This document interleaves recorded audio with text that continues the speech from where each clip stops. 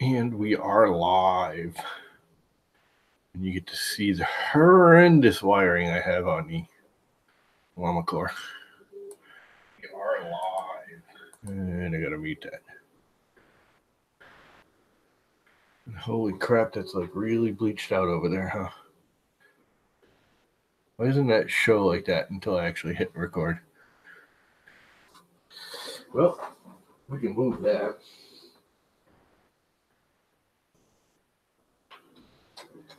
Oh, come on. Seriously?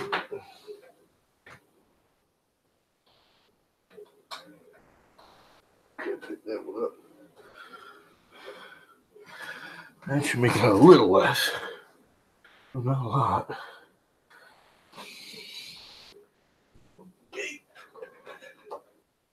Okay. That's a little better. Still very bleached.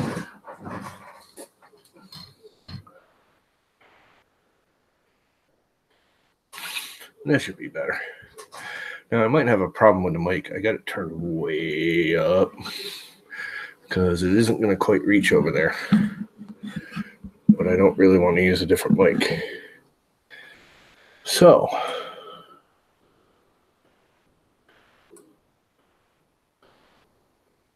let's get a general idea of what we're doing here.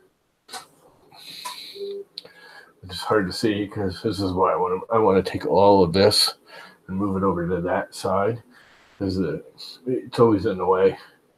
You know, this is in the way of that, that's in the way of this. It's just that needs to be over on that side.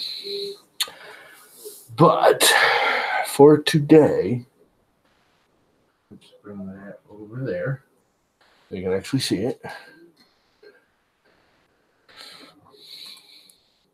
You can see the extruder head now with the fans. And I gotta keep it on.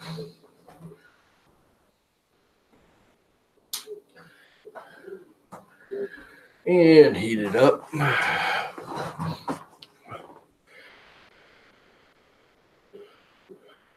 No, we're doing the LlamaCore.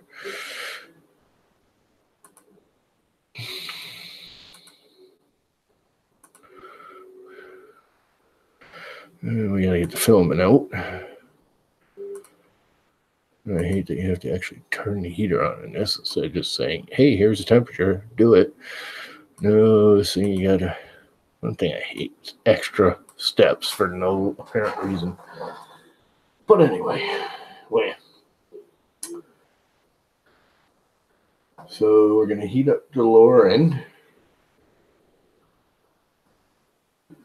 and get it up to about 215 degrees and pull the filament out. You can see how long this bowden tube is. It's pretty freaking long.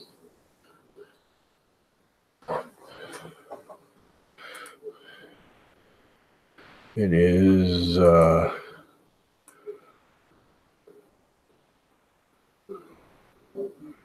1,400 millimeters, I think, or 1,100 millimeters extruder to nozzle. It includes the actual hot end. It's 1,100, which is a long way. So heating up right about 150. I should be able to pretty soon unload my filament.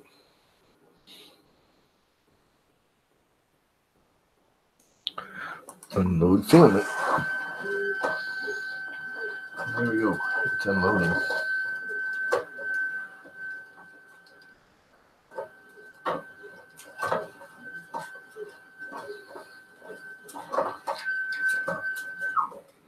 All right, that's done. Take that right out of the way. For now.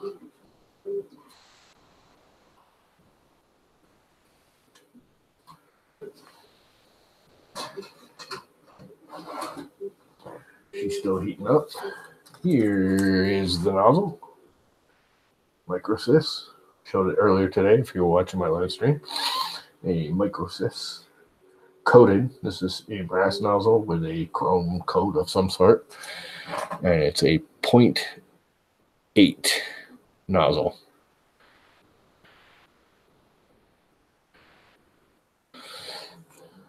You see that? Focusing on it.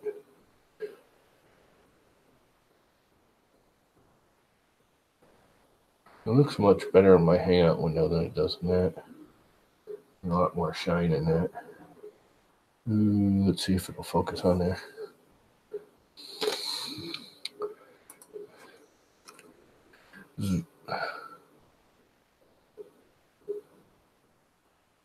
Okay, focus. I know you want to.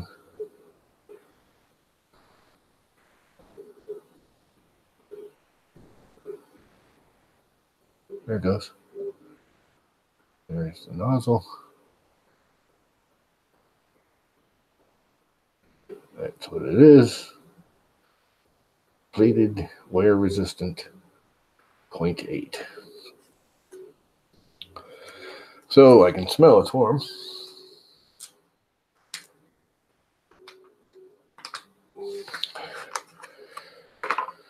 So now we need to take it all apart rather quickly, because I want to kill it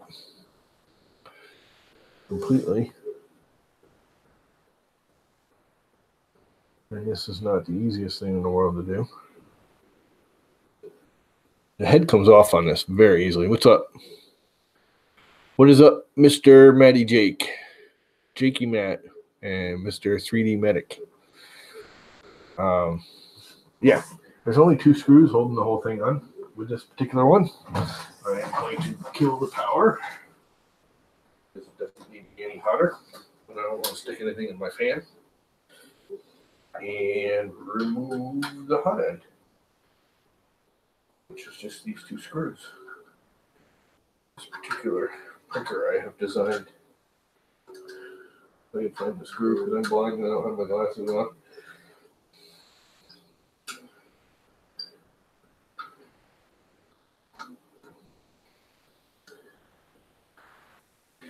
Good to put my glasses on.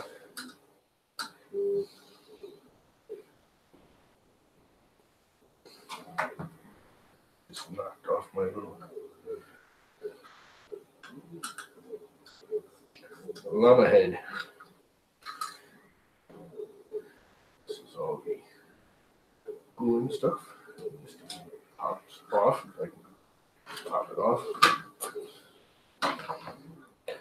And I don't want all this stuff sitting on top of each other. Probably can't see it now. But I should be able to. Pop it right off now. And pop the new one right on rather quickly.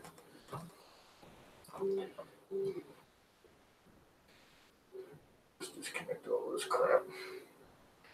It'll make it easier. Hot end, thermistor. I can get this up here. Hope it hasn't cooled down too much. Take this thing off, which I forgot about. It's going to be fun with it hot. Good thing I work as a chef a lot because, as you can see, I can grab stuff that's hot. You probably didn't see me do that. Leave. Pop this right off.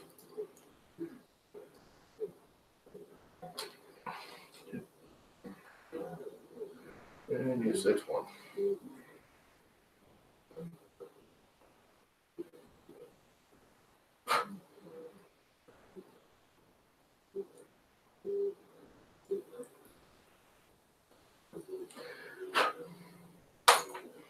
There's that.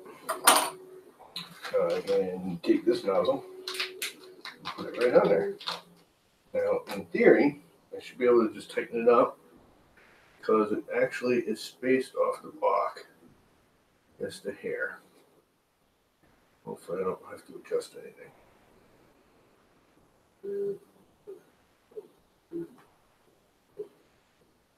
Warm. It's warm.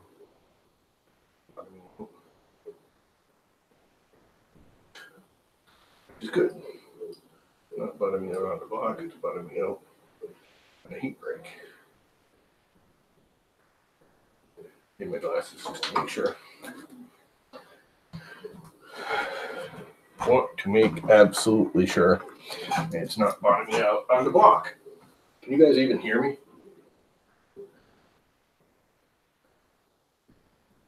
Just printing stuff, huh? That's not quite hitting the block. That's good. So, come on now.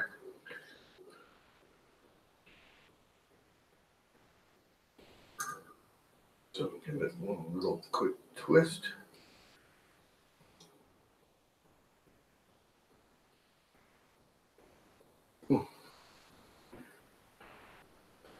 Plug this back in.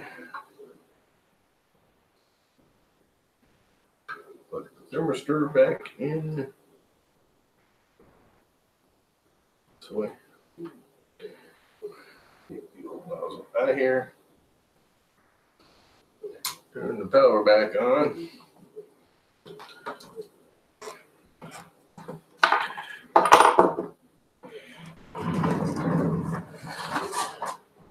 Here's the old 1 millimeter nozzle. Come on, focus. I know you want to. Focus. Oh no. Attack of the nozzle. Oh, I know you can focus. There it goes.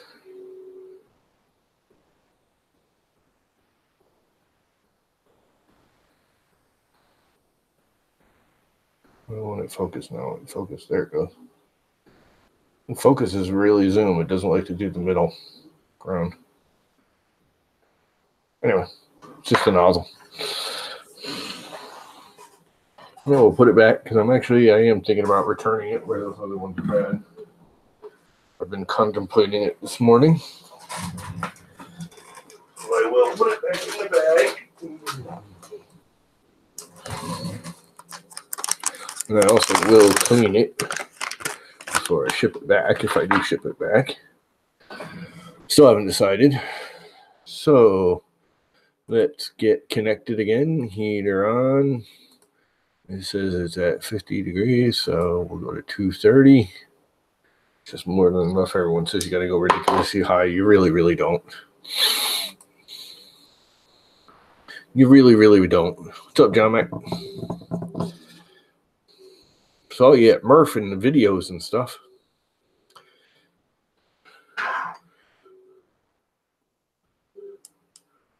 Llama cheesecake llama. Just thought of that. Yeah. Yep, that would be me. How high of a temperature are we? We're at 110, 112, 116, 118, 120. She's cranking up.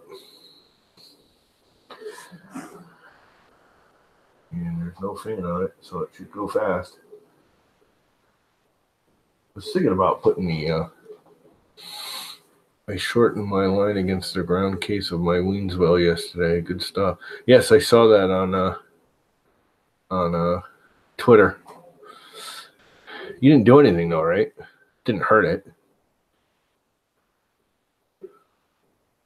Usually when you do that, just so you know, there's a fuse inside the Weenswells, and you should only pop the fuse. You'll be able to take it apart and just put a new fuse in it. But from the sounds of it, you want to change it anyways. What is it, too small for you? You want to put a bigger one in?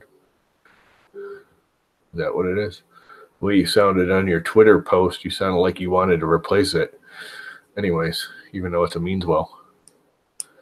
So I'm guessing it's only like a... Yeah, I saw you in a bunch of videos. You're always in the background. Seen you in a couple of them. I was like, oh. I saw, in Tom's video. Whose was I watching?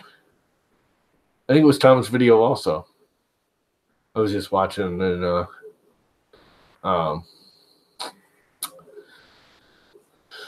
Mrs. Country there walked by, and she was like standing there, and she's right on the corner of it. Yeah, it was Tom. He was talking to Martin about the landscapes. That thing's up to temperature. We pick it up a little. Make sure we don't short anything out. Waiting for this heater core to freak out. And of course, I didn't grab the wrench. Get it from here. Give it one last little tweak. Make sure it's tight. It's very, very hot. It's going to be fun right here, but I can do it because it's somewhat impervious to burning my fingers. See? I've burned my fingers so many times in restaurants. And then we mount it. Snaps in. Look at my awesome custom design mount. Isn't that awesome? I am going to kill the heat though. There's no point in keeping it running. 0.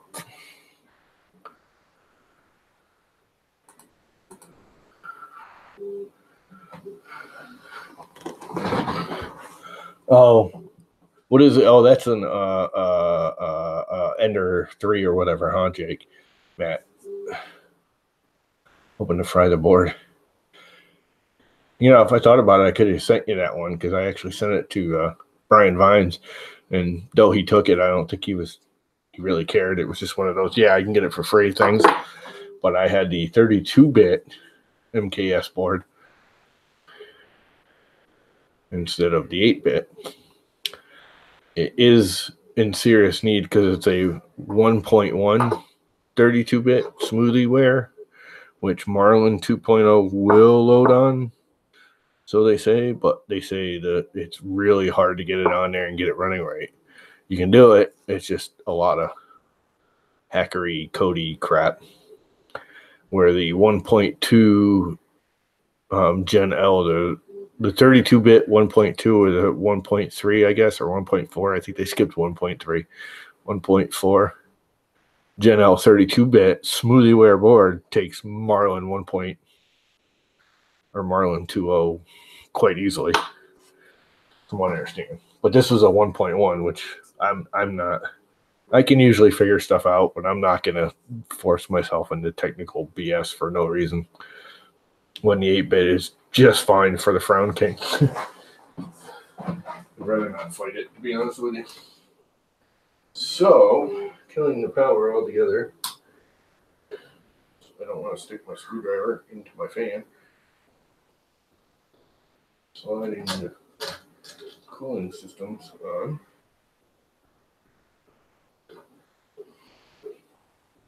I really need to run wires neater, but it's a good thing I took the fan out. Screw it out.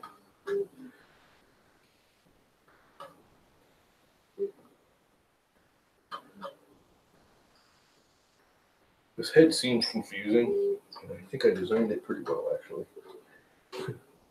There, it's basically 2 screws that mounts the whole fan system and heads and hot end all in one shot.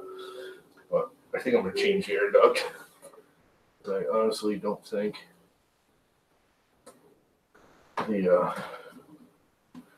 this fan's given enough. And this is not your normal Noctura fan. It's a double width. It's a 20 millimeter or 30 millimeter or whatever it is wide. It's double the width.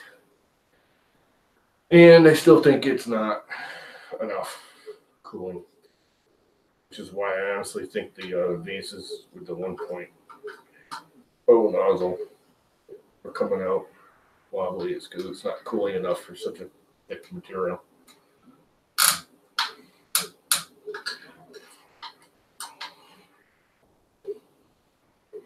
And when it tells you can't use PLA as a hot end, full of it, because you just saw this whole thing, and it's been like this for what, 3 years now? I've had this thing 2 years. This going on this side just because it retains it. It's really not smart. I had to rerun these wires, clean them up. They're all kind of hodgepodge together. These are all the original wiring. This thing is like really bad, which is actually, this might be part of my problem with the cooling fan. This wire's a little too thin. That wire, but for now, turn her back on, make sure everything works. I didn't short anything out or break any wires, which I wouldn't be surprised if the hot end wires, they're getting kind of old. and I've worked on it a lot. And I'm reading temperatures. And let's turn all the heaters on and make sure everything heats up.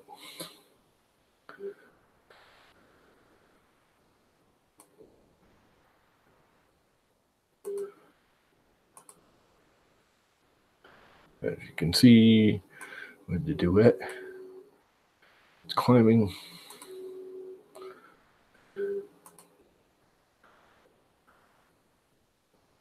And what are you guys up to? Who's talking? Yeah, I'd rather get the 8-bit. Yeah, me too. I just, for something, a printer like that, the 32-bit is just pointless to me. Everyone's talking, oh, you need the 32-bit. You do not need 32-bit for a standard everyday printer. There's just nothing like the Ender 3s and the Ender 5s and the Core XYs are pushing it, but even those, the only reason you need 32-bit is if you want to go over like 100 millimeters a second, print speed. Then you should really go to a 32-bit because an 8-bit's going to have a hard time keeping up with that. The whole Core XY has to be 32-bit is the biggest crock of crap. A Core XY has the exact same, I shouldn't say exact same, but basically the same G code, same operating as any other Cartesian regular everyday printer. It's just at an angle. You take a model and you shift it 45 degrees in your slicer for, say, an Ender 3 or a CR10, and you have the same basic G code, movements, controls on a Core XY as you do your regular everyday printer. It works at 45-degree angles. That's the only difference. So your homing is different, and that's it. That's really the only difference in functionality between a Core XY, like this thing, and a regular one. And everything's heating up. Fans are running. Let's kick the fan on. Tool fan.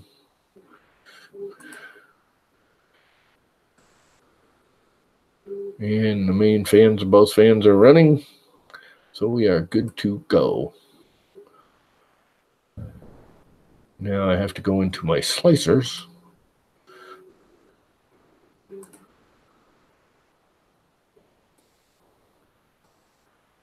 And I can turn the heat off now. 0. And I can bag the mic off now. And I can go in Idea Maker at first.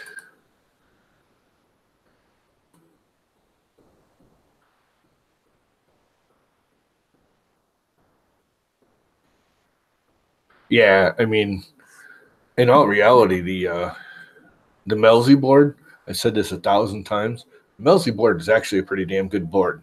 It runs really, really well until it doesn't.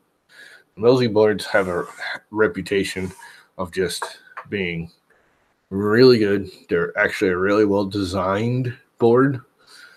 Their problem is they just all of a sudden snap and burn up because they're usually extremely cheaply made, which is, understandable. They're more mass production than anything. At least, in my mind, I have no proof of that. It just seems to be what goes on. But you look at anybody printing on an Ender 3 and it just print beautifully. I would highly recommend the MKS boards. I would probably go with the 1.4 though over the Gen L because I'm reading more and more and more about this temperature fluctuation I'm getting. It's not terrible. It's fluctuating. I just redid everything again. And the Frown King is now, it's got a fluctuating, I did a new PID tuning.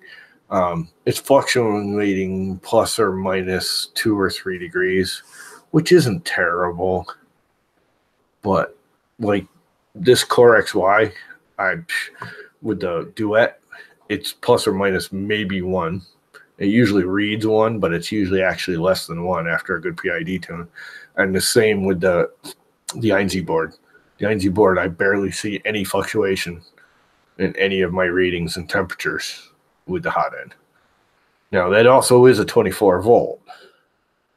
So that's my next thought, is to put a 24-volt power supply, and I have 24-volt heaters for the block, because when I did the 24-volt for the Max Micron, he bought them in a pack of 5, so I got 4 more of them. Actually, I got 3 more of them because I shorted one out the day I installed it by accident. I bent it too fast, too hard, and had a wrench in my hand and shorted out across it, and it just popped. It went, that was that. I literally burned it out before it ever got used. But yeah, you get 5 of them for like $3 or $4. I think I paid for them, and they're 24-volt, 40-watt, which are nice. So I got a couple more of those. So I may just get another 24-volt power supply. The bed on the Frown King is a piece of crap anyways. So I'm thinking about replacing that with you can buy the Folger Tech 300, which is the same size, 300 square bed, and it's like $30. It's not even $30, and it's 12 or 24 volt. So current printer right here. Let's go to LlamaCore and printer settings, and nozzle diameter is now 0.8.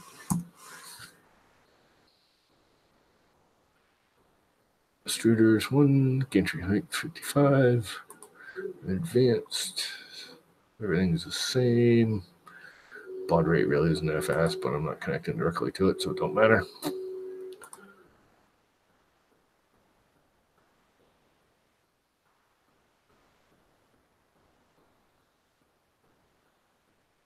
They're not 300 by 300, they're 240 or something, aren't they?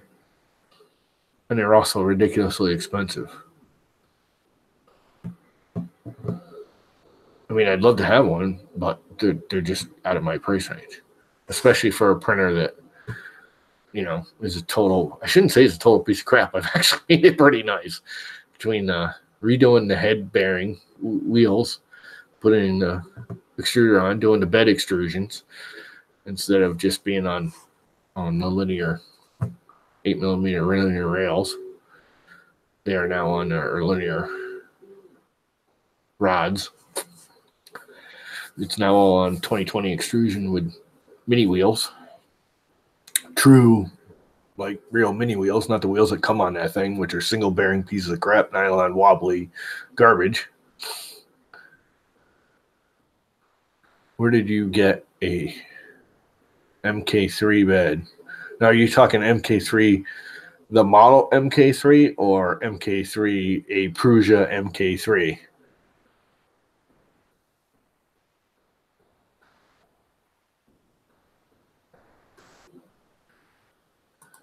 Or are you talking a Prusa MK3? Now, here's the one thing I don't really like about Idea Maker. If you do a lot of this stuff, let's see, Frown King, advanced. I have to go into the extruder and make it a 0.8. You have to do this for each one of my profiles now. Save. That's for the core. This is, I think this one, advanced, which it should assign. See, this all should be assigned with the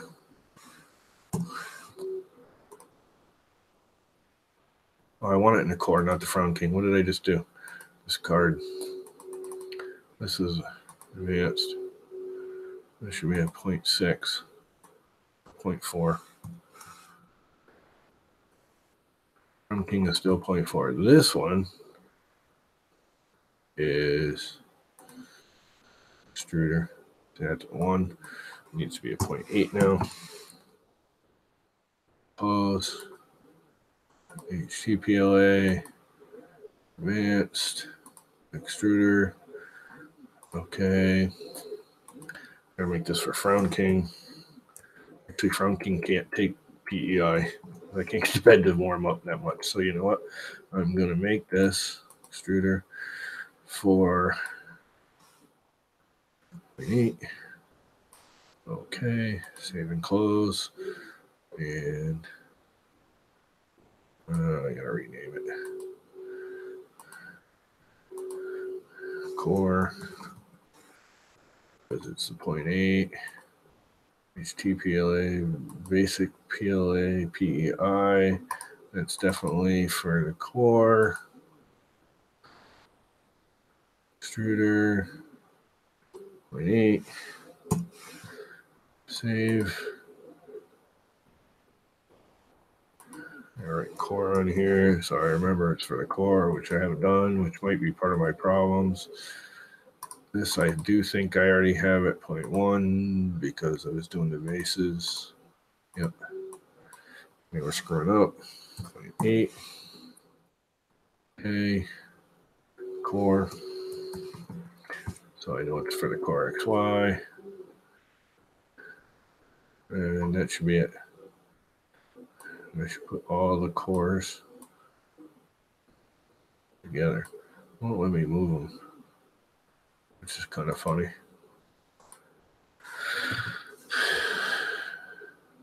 What's up, Mr. Robbie Mac? Dude, you did an awesome job on that. Freaking, did you? I'm assuming you painted that bobblehead, right? I may still finish that. It's kind of inspired me to finish mine. Because even though you did a mashup, it doesn't. You're having the same problems with it too, huh? It hits when you wobble it. It's not free floating. It hits on the extreme up and extreme down, huh? Let's go to, this is the one area. Yeah, I mean, come on, who cares if it's a hack job? You saw the one I've got, that's even worse.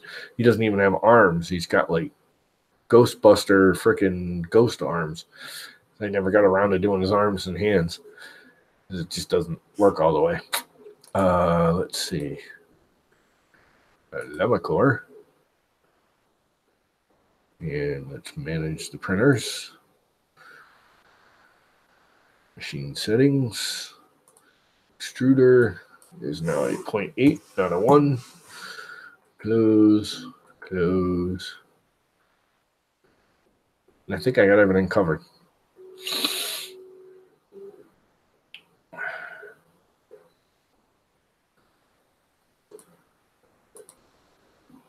So,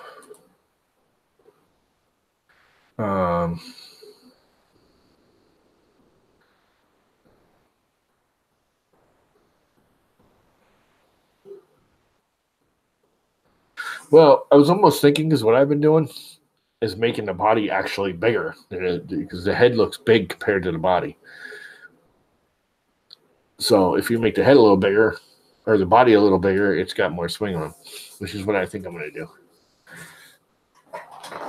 I actually bent it down so the weight is down lower too.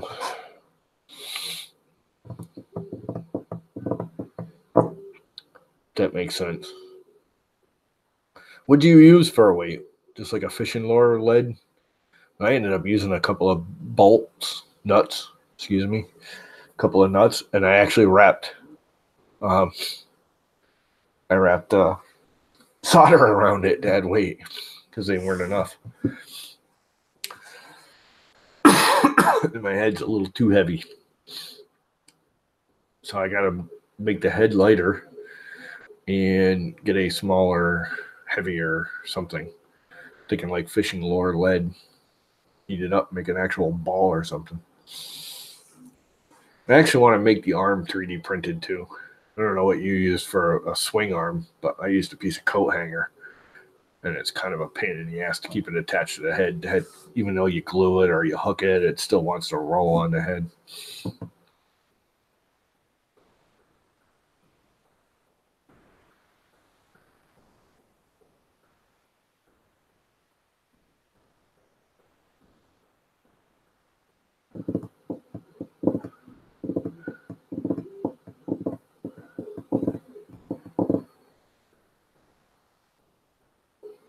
I used a paper clip. Yeah, paper clip will work.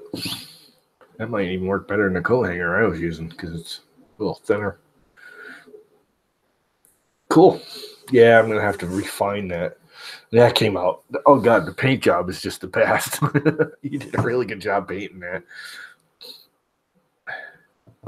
It just looks awesome. Did you give it to him or did you keep it?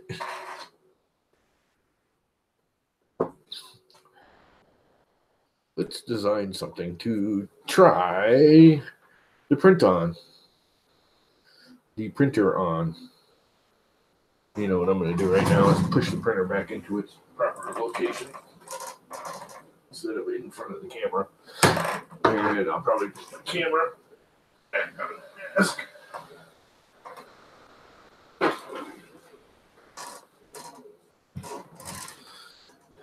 Which I can do right now while you guys are just staring at my screen of nothingness. The effervescent screen of nothingness. Come on. Why does everything always have to hook on stuff? Why? Just Murphy's Law, I guess.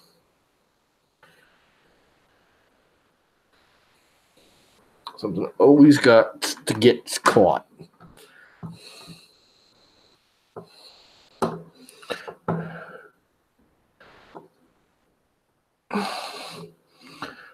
Come on, baby. There we go. All right, camera's back on the tripod. I know you guys can't see anything but my little fusion thing here.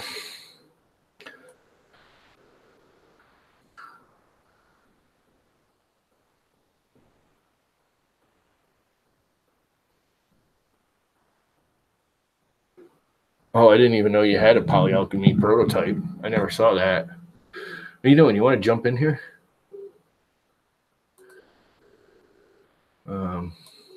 Did I kill the hangout window? No.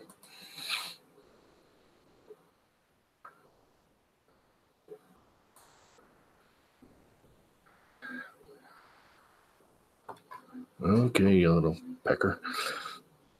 There we go. Let's see here. That's not what I wanted. People.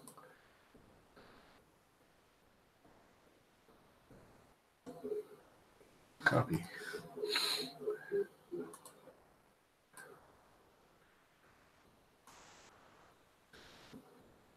What's up? Anyone wants to hop in here and yak yak? Now that I'm all done playing with my nozzles. I want to talk to both of you guys. Both of you guys get in here. I'm using llama as a bedtime story. Yeah. The problem is I'm freaking scary and it'll give you nightmares, dude. You're gonna have nightmares.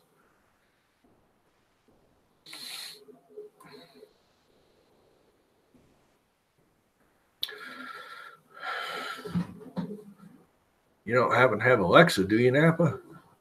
Napping? Napping. Alexa, set alarm for 5 a.m. Alexa, use horror movie sounds for alarm. I so want to do that to somebody. And wake up at 5, dude. Like monster movie sounds. That would be so funny. You'd be freaking out. Or use fire alarm sound. Alexa starts putting out smoke alarm noises. Beep, beep, beep. You think there's a fire and it's just the freaking Alexa. Alexa is Google, ain't it? Wait a minute. No, Alexa's Amazon, huh? I don't know. I can't keep them all straight. I don't use any of them. I think they're more obnoxious than they are any good. I tried Siri on my phone for like a month and it just pissed me off more than anything else.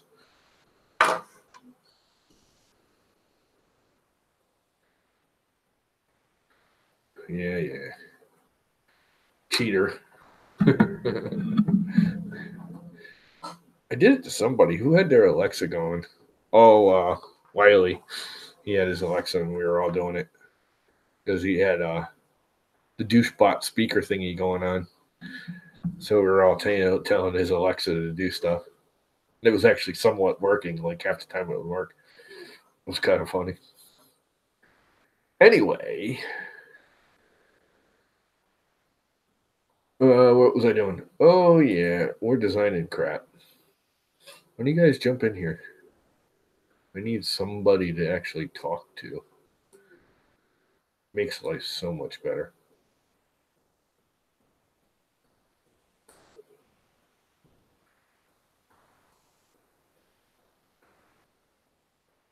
What should we design? We need to design something to print real quick. Something big, but easy. So, vase. And I do want to kind of try vase mode with the 0.8. So let's design a vase. Go in here and do it this way. And we'll start with that. We'll do it there. We'll bring it out to there. Then we'll go up, say 150. 150. And then we'll do like 8 faces. How about 10? And 8 diameter faces. Let's also do that 10.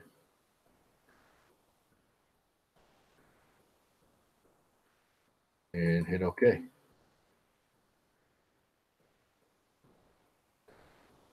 Okay, what am I missing? What's wrong with the 10?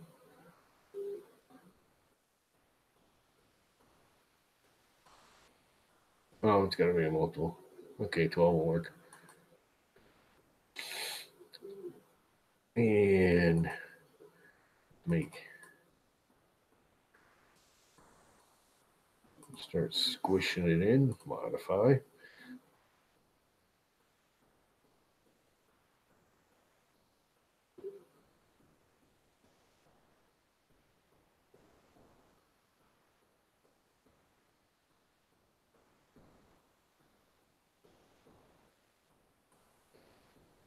And squish it out a little.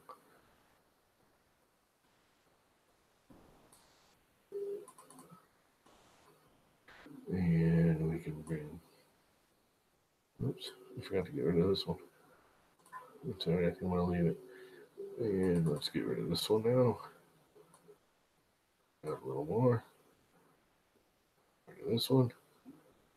Start bringing it in. Oops. And get rid of this one. And bring it in a little more. And take this one. Get rid of this one. Bring that in a little more. And take this one. Bring it in a lot more. Whoa, it keeps grabbing the wrong thing. And get rid of that one. Let's select this one. Bring in a little more. And it's kind of a base, right? And then let's take this edge and let's crease it. Modify crease. Actually, let's do. What did I do here? 1, 2, 3, 4, 5, 6. So there's 12. So if I go 1, 2, 3. 1, 2, 3. We should have thirds, right? Something I did wrong there in my math.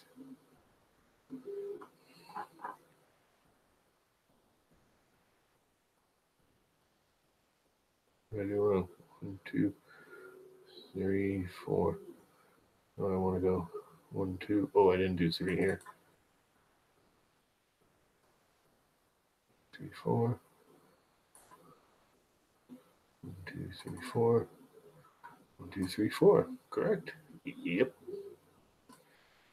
That creases that. Gives it a weird shape.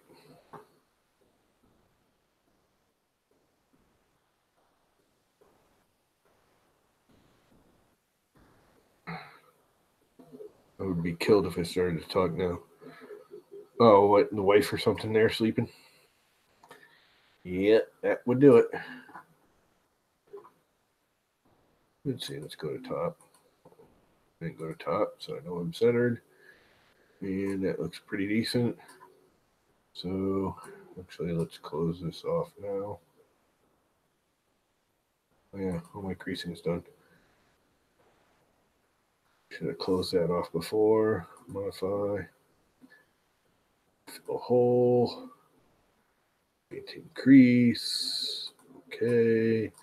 Gotta do it at the top too, so I can modify it on the other side when I exit out of here. Otherwise, I won't see it as a whole unit. Fill hole. Okay. Let's see if I can finish form now without it airing. Yes, I can. All right. So I chose the right Philly thing. Let's start doing some twisties. You gotta twist it. Wouldn't look right if it didn't twist, right? Modify. And let's twist it. 15. Get rid of this one. And this one. And do it another 15.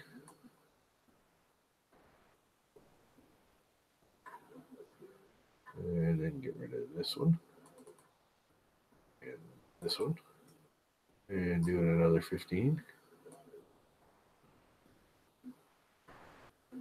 And get rid of this one. And get rid of that one. For some reason I got the points, not the lines. And should I even twist that another 15? Might look better now. Let's do it. You know what? I'm only going to do like 10. I think it's had a nice sweep. 10. Oops, not 19, 10. Okay then.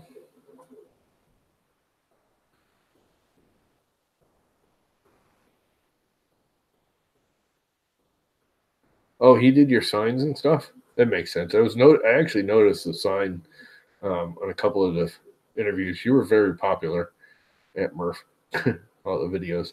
I mean, it's an awesome idea machine, blah, blah, blah. But I did notice the vinyl signs. And I was wondering who did them for you at the bottom. It makes sense. Robbie's very good at it, I guess. Since that's what he does for a living. Would have to assume he's pretty good at it, anyways. Either he fakes it really well. So, what do you think of my vase so far?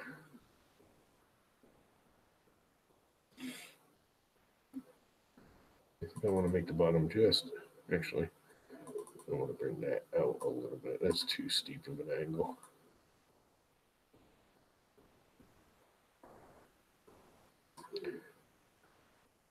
Actually, no, I don't have to bring that out either. But I can this one in a little. It's the wrong one, I know it is. That one I want to grab.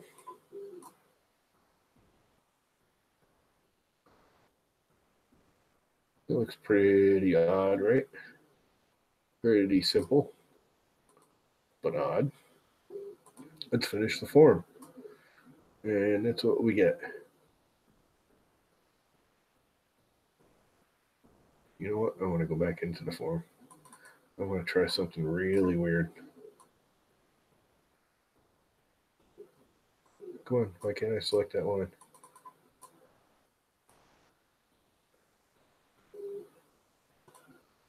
Oh, modify. That one. That one. And that one. Minus that. I have one on the bottom too. Yep. I get rid of that. I'm going to try creasing all of those. See if I get like a weird one-sided ribby thing. And I do. and will only be in one area. Yeah, don't make it odd. What do you think?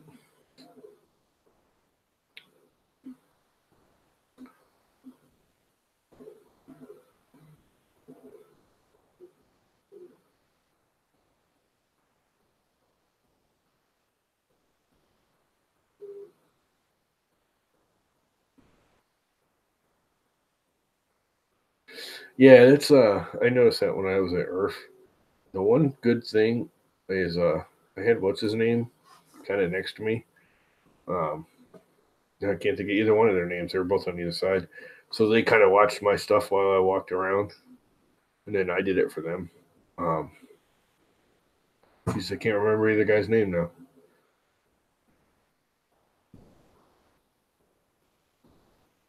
He's been on a live stream.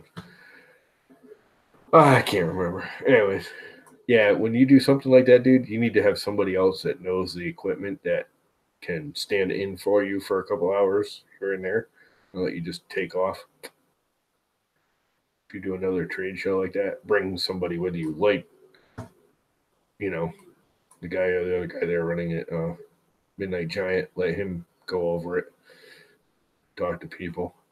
You can walk away and go do stuff. Yeah, I think that'll just give it a little something different, right? Sure.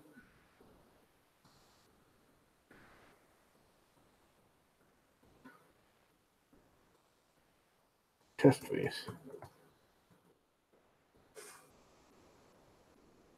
And go down into bases, which I got a million of. Save. I thought I called it test phase, but sure.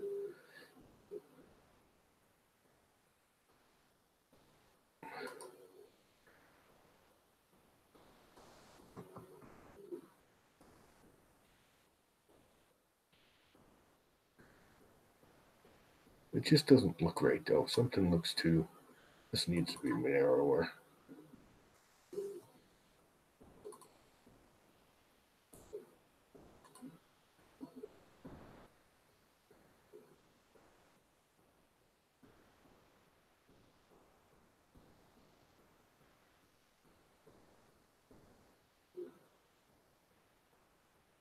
And this needs to bump out here more.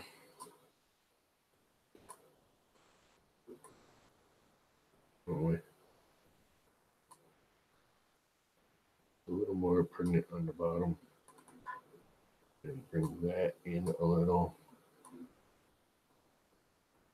So it looks more like a vase than just a fat urn.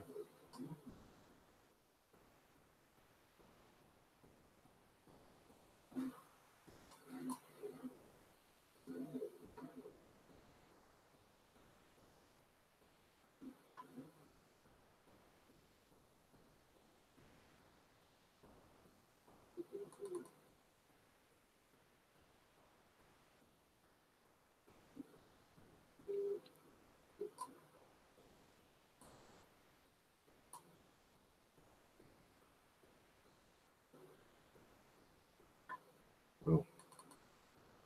Oh, it's not letting me do the circle now because of the creasings. That's bizarre. I did not know it was going to do that. I don't know if I like that better or not, but I'm going to go with it. Okay. Finish form.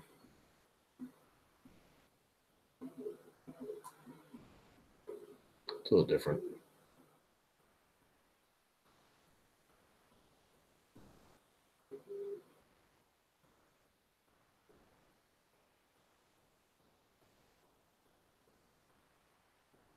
Should I get rid of this one crease here and just make it smooth all the way with these four?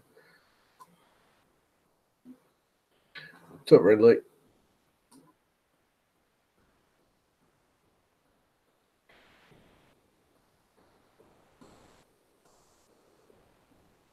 What do you think? Should I get rid of that one crease? What do you guys think? What if I increase? Okay. It'll just be those 4 wavy things on the one side. Finished form. I kind of like that. It's different.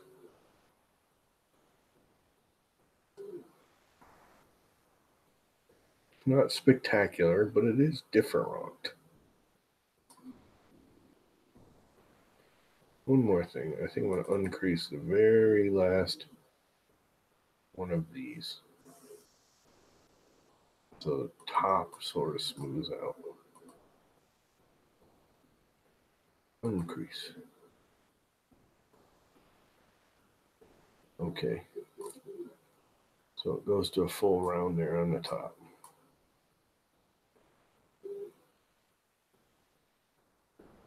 We're close. It won't be quite, but it'll be close.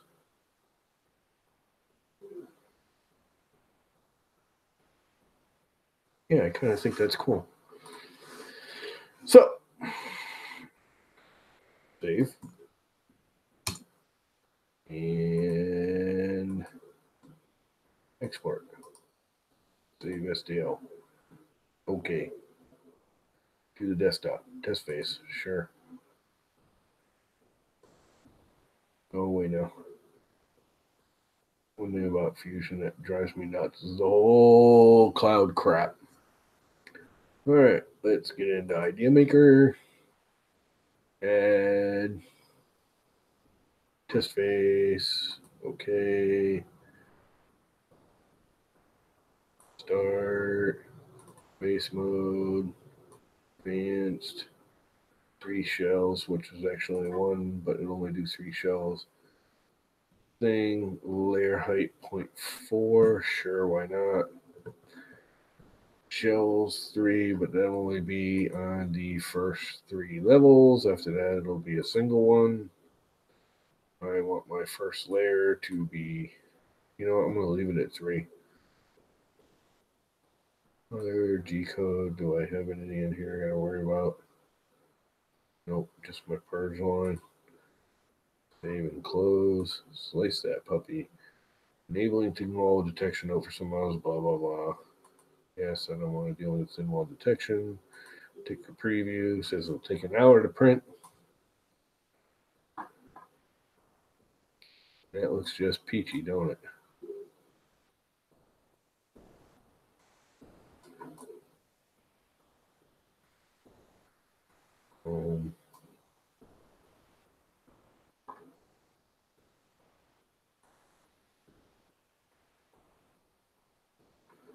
Snap 2 layers. Oh, I gotta warm this thing up. Input filament in it. 210. I'm gonna use the PEI sheet, even though I got the tape on there now.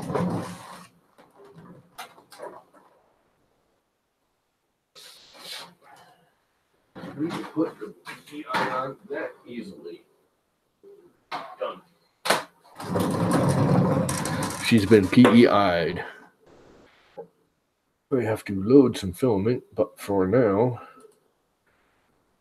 let's look at this and make sure I don't have any little stringies. Show travels.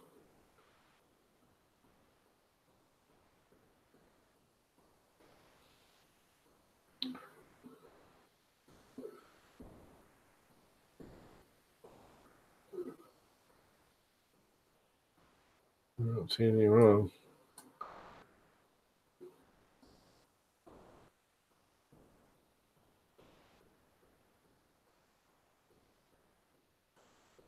Ooh, there's a travel. There's a travel in there. I think that's just the beginning of it, right? Yeah, when it gets to the end, it's going to travel over here. I don't know why it does that. Why can't it just start where it was? But whatever. Yep, it's okay. Export. I'm okay with it. Done. Can I load filament yet? We're at 180. Yes, I can. What color filament? What do you guys think? What should I use for filament color?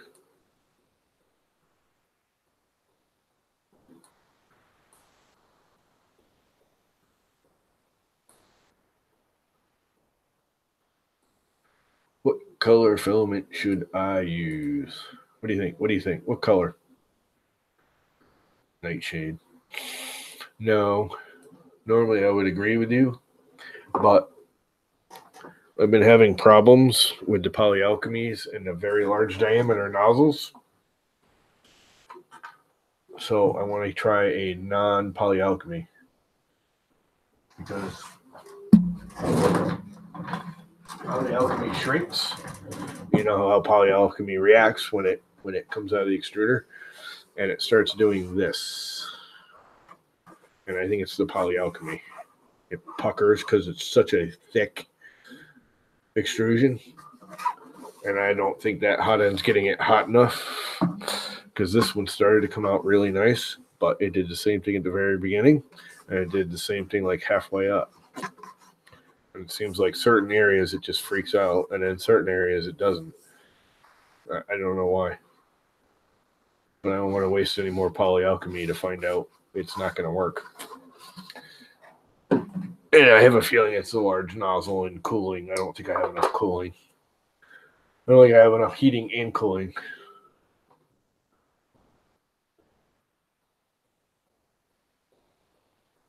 Just a goofy vase. I just designed a little vase real quick in Fusion, just for something new to do a test print on. But I think I will use something low temperature. I got a lot of. Oh, I know what I will use. Oh crap! Actually, I think I'll use it. I know what's in here. Okay, am I in the wrong tub? Wrong tub. Bam.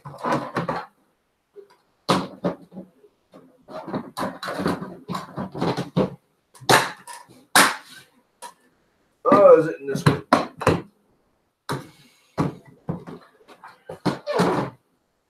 Where? Right here. I am going to use Eson's glass PLA. And this is their blue glass. Let us load that up.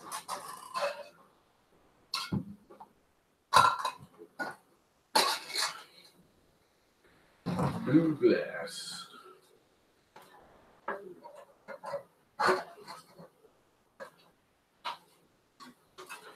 And I need something to snip the filament.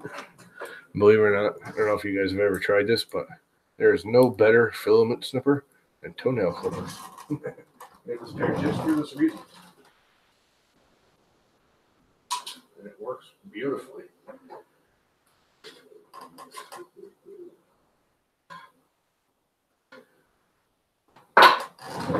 And that's not works well right there. Oh, come on. You're just fighting me, aren't you? Don't want to be printed tonight. Is that what it is? And let's go over here and hit. You guys even see what's going on here? Sort of. You can sort of see what's going on over there. If I hit load filament, it will suck it up into there. Spit it out of the nozzle.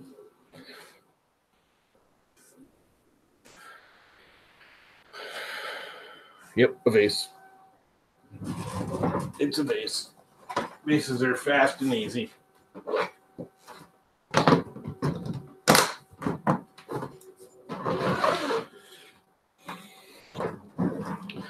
And with the 0.8 nozzle,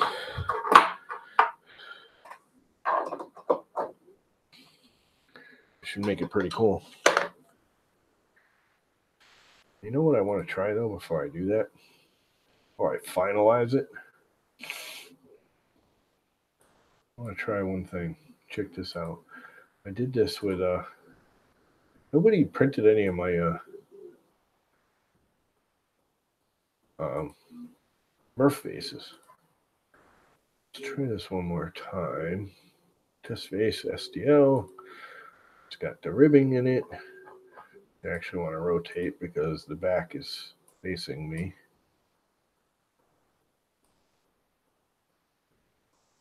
So right there. It's actually facing us, so the ribbing will be facing us. But I do want to try and stretch it. Not do uniform, but bring this up to like 200. Makes it look cooler. See, something about long, narrow vases I just like. That looks better, doesn't it? It just looks cooler.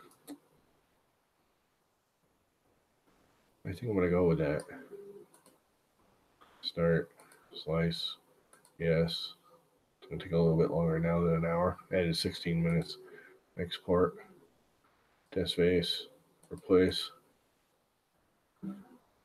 Done. It's the only thing I hate about this program. All these freaking windows. Another window. Yes, every goddamn time I got to tell you I want to close. I want to close every time I hit close because I want to close. And before I go any farther, I have to set the height. Didn't even think of that. Home Z.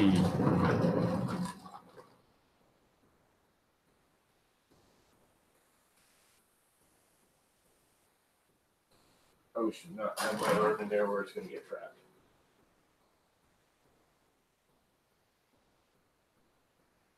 Ooh.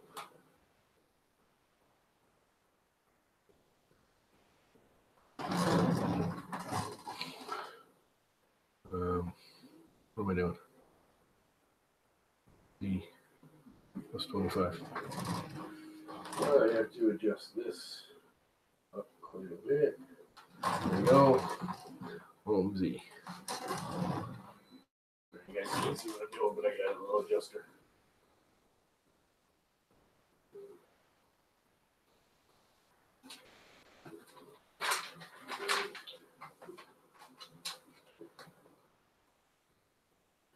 Let's see. Home Z.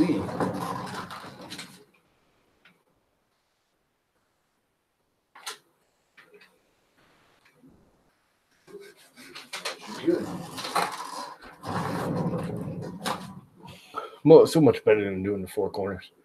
And let's see. I am sharing the screen, am I not? Yes. Let's see.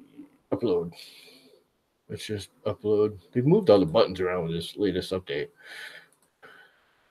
They're not where they used to be. This used to be over here. I kind of liked it better over here, not clustered in with all the other ones. So we're almost at bed temperature. I have to close my windows. It's starting to get cold. Had the windows open all day. And this is now flooring, so stop sharing the screen. Put this away over here.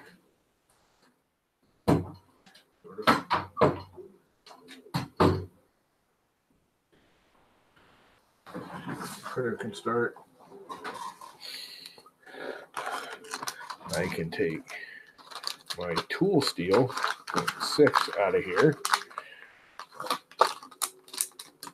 and put it in this little baggie and mark it because I don't have the baggie for it no more. But I know it's a tool steel 0.6. So I will take a magic marker and write on it 0.6 tool. It's a tool 0.6 tool steel.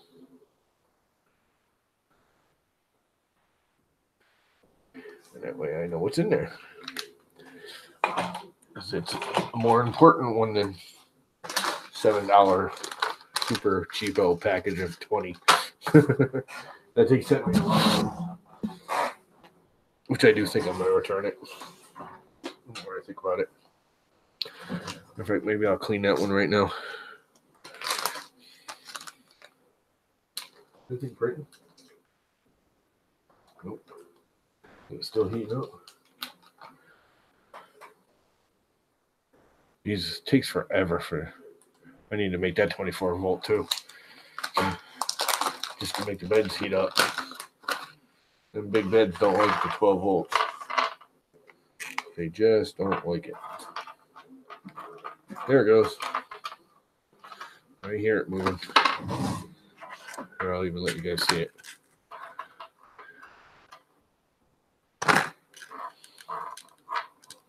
Not that you can see anything. Another reason why I want to put the boards and everything on the other side. So they're in the back where no one's looking at them. And it's laying down the prime line. Oh yeah, keep forgetting it's clear. It's very clear.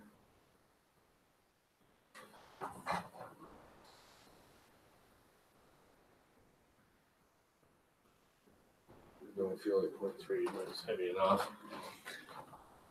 It might skip, but very unlikely with that Bondtech extruder. And so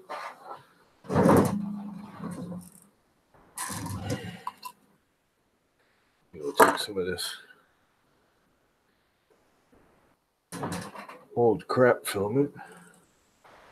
I call it crap. It's actually pretty good, cheap junk. I don't remember what it is. Oh, this is a Plasti-Fill. Have you ever heard of Plasti-Fill? Any of you guys heard of Plasti-Fill filament? I got 2 rolls of this, black and orange. It's alright stuff. It's not great. It's not terrible. It wasn't cheap. It wasn't expensive. I've had it for like a year or 2. I don't use black that much. Not even looking at the chat. What's going on in the chat? Nothing. Nobody said anything in 10 minutes. You useless garbage. Oh, what happened to my little lightery thing? Oh, I got the brand new lightery thing.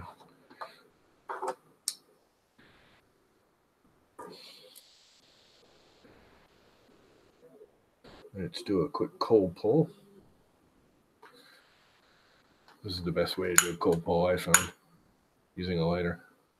This thing is all the way down, and it's putting out a serious torch. I want like half that height. Where's my other lighter? I think it's over there. I do want my other lighter. It's smaller.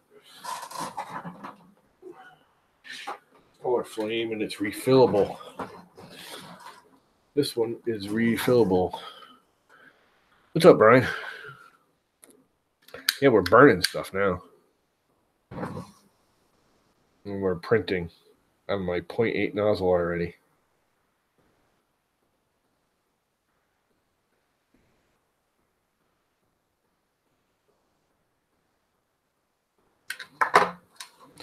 Is that bubbling out of there yet? Nope. I took the 1.0 out and I put the 0.8 in. And I'm hoping it'll print better. I have a feeling the polyalchemy was the problem. I think that printer is just not inclusive to polyalchemy printing with that thick of a nozzle.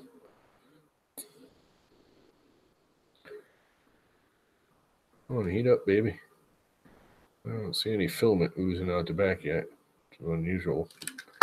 It should be soft by now. It is. Not very, though. Not as soft as I thought. I think it's soft enough to do a cold pull out of it yet. I think it's going to just snap right off. Oh, maybe not.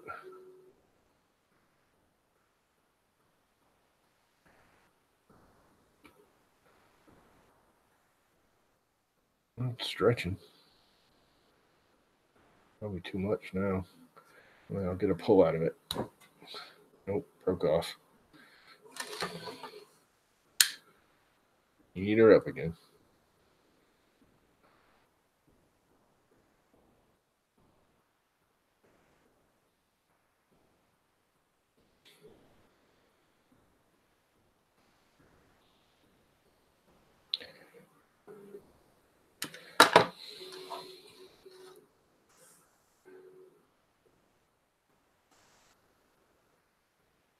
Geez, it's not hot enough.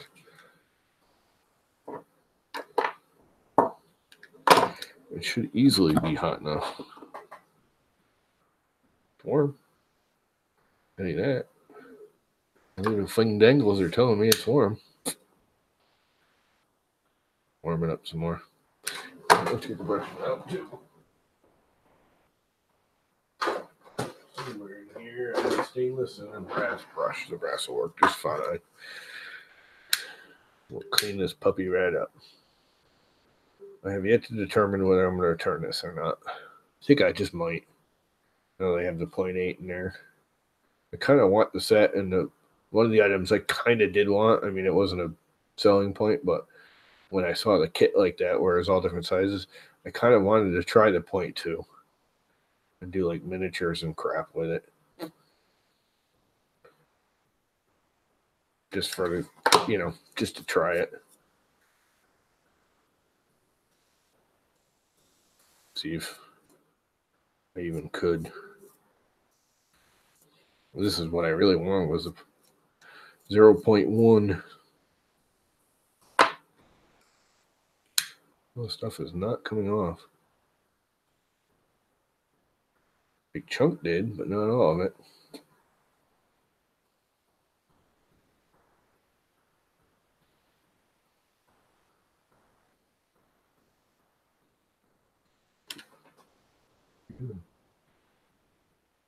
Change the layers.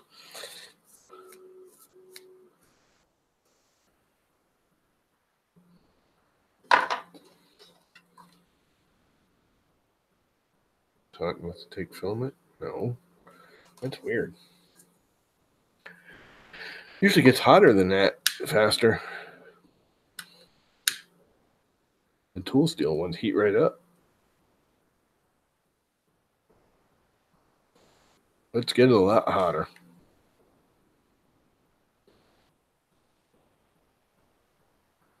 We're burning stuff. Burn, baby, burn. Bar, bar. Burr, burr. Fire.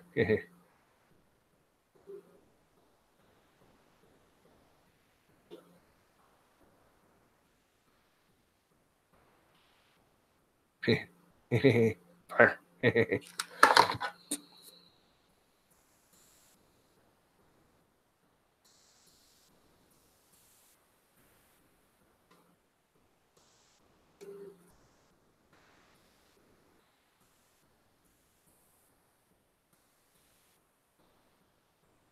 Why is that glob not coming off? There it is. Finally.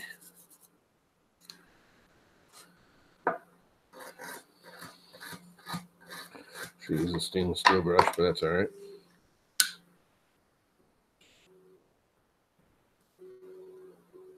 I like them all clean. You haven't noticed. I like them very, very clean. It's so weird. This thing sort of worked and sort of didn't. I find that very unusual. Okay, now it's hot enough to extrude, that's for sure. Because it's oozing out.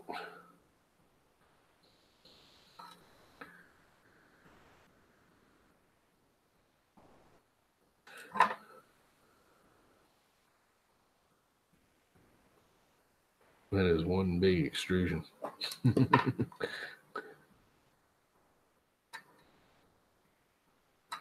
I forgot about something. This plastic fill, I think, is really flexible. What's up, Kit? I don't know if I'm going to get a cold pull. Oh, that pulled it. Look, cold pull. I like that little shape. So there we go. I'm going to clean it again because I got goopies all over it. Goopies.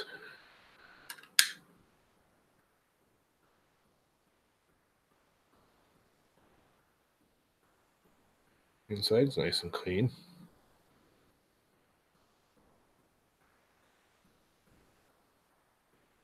So how many of you guys are ready for Game of Thrones? I've actually been backtracking. It's really the only reason I got HBO is because I want to watch the Game of Thrones. I'll probably cancel HBO after the last season's over. Was there 6 shows? There's only like 5 or 6 of them. They are saying they're going to be an hour and a half long instead of an hour, though. But there's only 6 shows in the last season here of Game of Thrones, which is what, next week, I think. There's the first one for the last season. It's like the 7th or the 8th or something. So I've been back watching, sort of half binging. Started this weekend. The weather was crappy, so I kind of binge watched for a day. Watched this first season and a half in like a day and a half. Like 14 hours of Game of Thrones. All right. That puppy's somewhat clean. It's not perfect. It's a little warm. It's very warm. The problem with having a work as a chef a lot of my life, my fingers don't sense heat very much, and usually until it's too late, and then I'm burned. Can't imagine why that's not coming off there, but the sucker's still warm. Can't put it in the bag, but it's clean enough. They don't like it. They shouldn't have sent me the wrong one in the first place. Oh, look, perfect timing. The lamp base that may not work is just finished.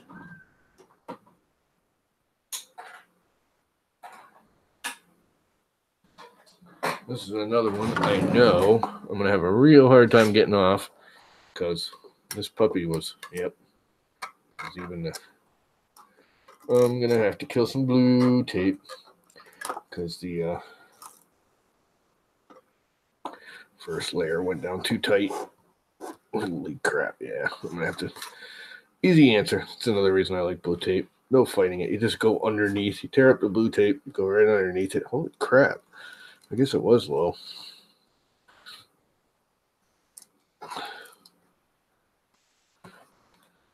But you can go underneath the blue tape without damaging the item.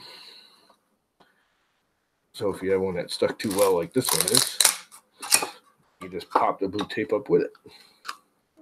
It comes off. Yes, you damage the blue tape, but the product is fine.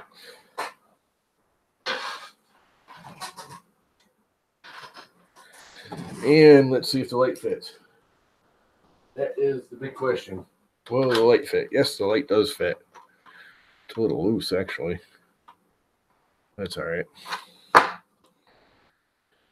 It should work. Basically, this turns the light into a tripod. Wow, that's almost too loose. Darn it. I went from too tight to too loose. That's all right. I'll put a wedge in there. And what that does is the same thing this one's doing.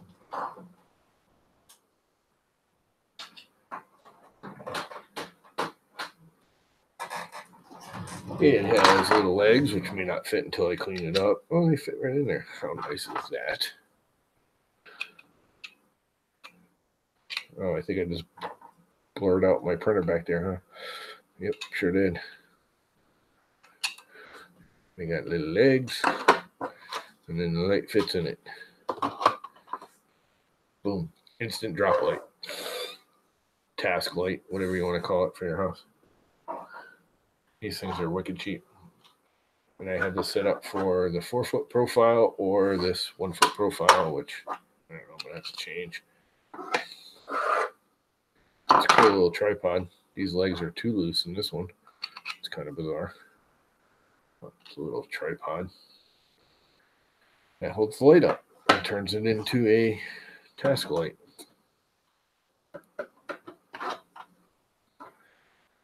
Still holds it. You know, it's a little loose in there. Maybe I'll print a flexible wedge. Which is what I've been thinking about doing, is just making it square, because even though you can there's so many different varieties of these, the profile right here on Amazon, there's like 10 different ones, but they all have a slightly different profile depending on the brand here. So what I think I'm going to do is make this a generic block cutout, and then have an insert for each, you know, you can make, I'll make some inserts, but then when you go download it, if it doesn't match one of your, whatever lights you got, you can change it to whatever yours is by just printing an insert, not the whole stupid block again. That way the block's interchangeable. That sounds like a plan, doesn't it? The more I talk about it, the more I'm liking that plan.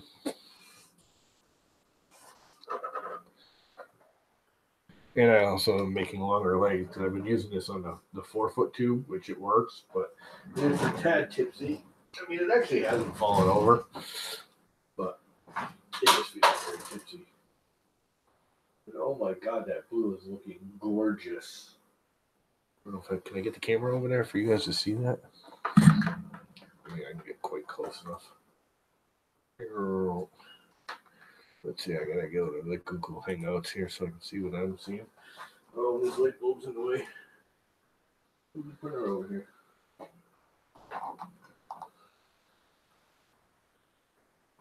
You see that now? You sort of see it in there between the belt and the frame. That's the eSun Glass Blue PLA. That looks pretty good. Not giving me any of the problems that the other one had. The more I'm thinking about it, the more I'm thinking that it's the polyalchemy that was giving me the problems. I believe it was the polyalchemy. Well, a combination of things. I think it's the polyalchemy with that nozzle with inadequate, really cooling. The cooling's kind of inadequate. Oops, that's not what I wanted. I wanted this. For the polyalchemy to extrude that heavy in an extrusion. Whoever knows polyalchemy knows it does that elasticy bungee thing when you're doing a 1.0 extrusion out of it. I think it's hitting the model, and then it's contracting, you know, doing that worm suck up thing, and that's what made those models go all haywire. I don't think you can do polyalchemy. Either it's too hot or too cold or not enough cooling, or I'm not sure what. But I think it's the polyalchemy with the setup with the 1.0 nozzle, because that's looking great already. But we will let it run and see what happens. This is only a 0.8, not a 1.0, but it's close. So I'm all done, and I have a little can of Coke here, the baby can. So I'm going to have some of it. And it is sort of warm, but I don't care. Now I'm going to add a splash of rum to it, because at celebratory time, I installed a 0.8 nozzle tonight, live streamed it, and I'm already printing, and I just got Coke splattered on my keyboard, which is a really, really bad thing with these Mac keyboards, because you get water in there and it's all over. I have shorted out more than one of them, getting them wet. I love the keyboards, but I love the feel of them. Not even that they're Apple. I just like the feel of the Apple keyboards. If I were to go back to PCs right now, I'd probably get an Apple keyboard for it. I love these little cans of Coke, dude. They are the perfect rum and Coke can. They're not always cheap enough. They're usually ridiculously overpriced.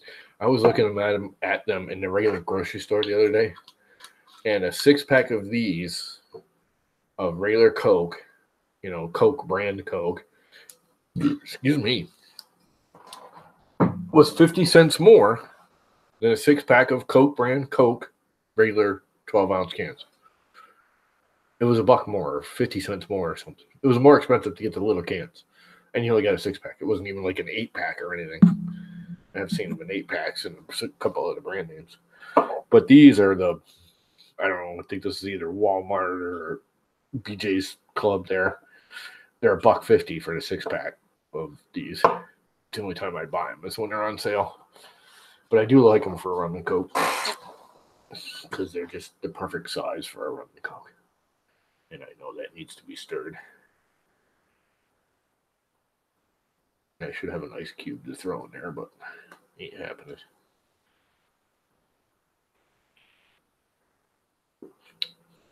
Oh, that's perfect. It's not even too strong or too weak. It's like perfect. So yeah, that's what happens to polyalchemy when you use it on a 1.0 nozzle. And I'm pretty sure the more I'm looking at this, the more I analyze it, that's what it is. It's the polyalchemy coming out of the nozzle and doing its contraction wormy thing. It's weird though, because it works fine here. I mean, look at this. This is all fine. Then at the corners, I mean, I saw the corners puckering up, but it made this pattern, and I actually think the pattern's kind of cool, so I let it go. I would have stopped it if I'd known it was going to do this at the top. It's got Bunny. There's a bunny rabbit on the base. Bunny.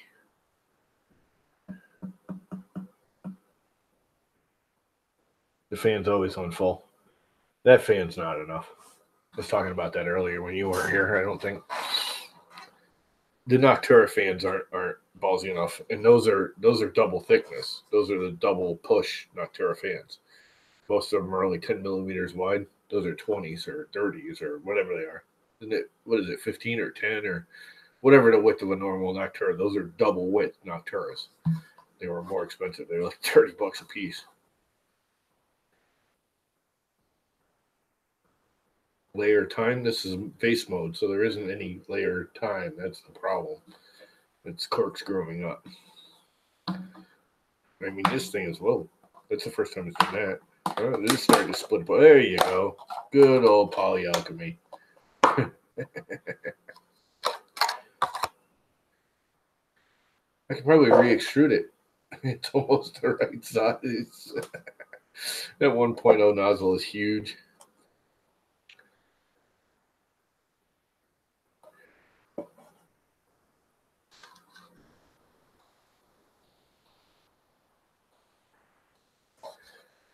Get the glue. Nah. Not even slightly worried about it. This is beyond repair anyways. I kind of was doing this one as a test anyways. So funny because the Merlot didn't come apart this easy. The Merlot's a lot stronger adhesion than this one. And this is the only one I did in Cura.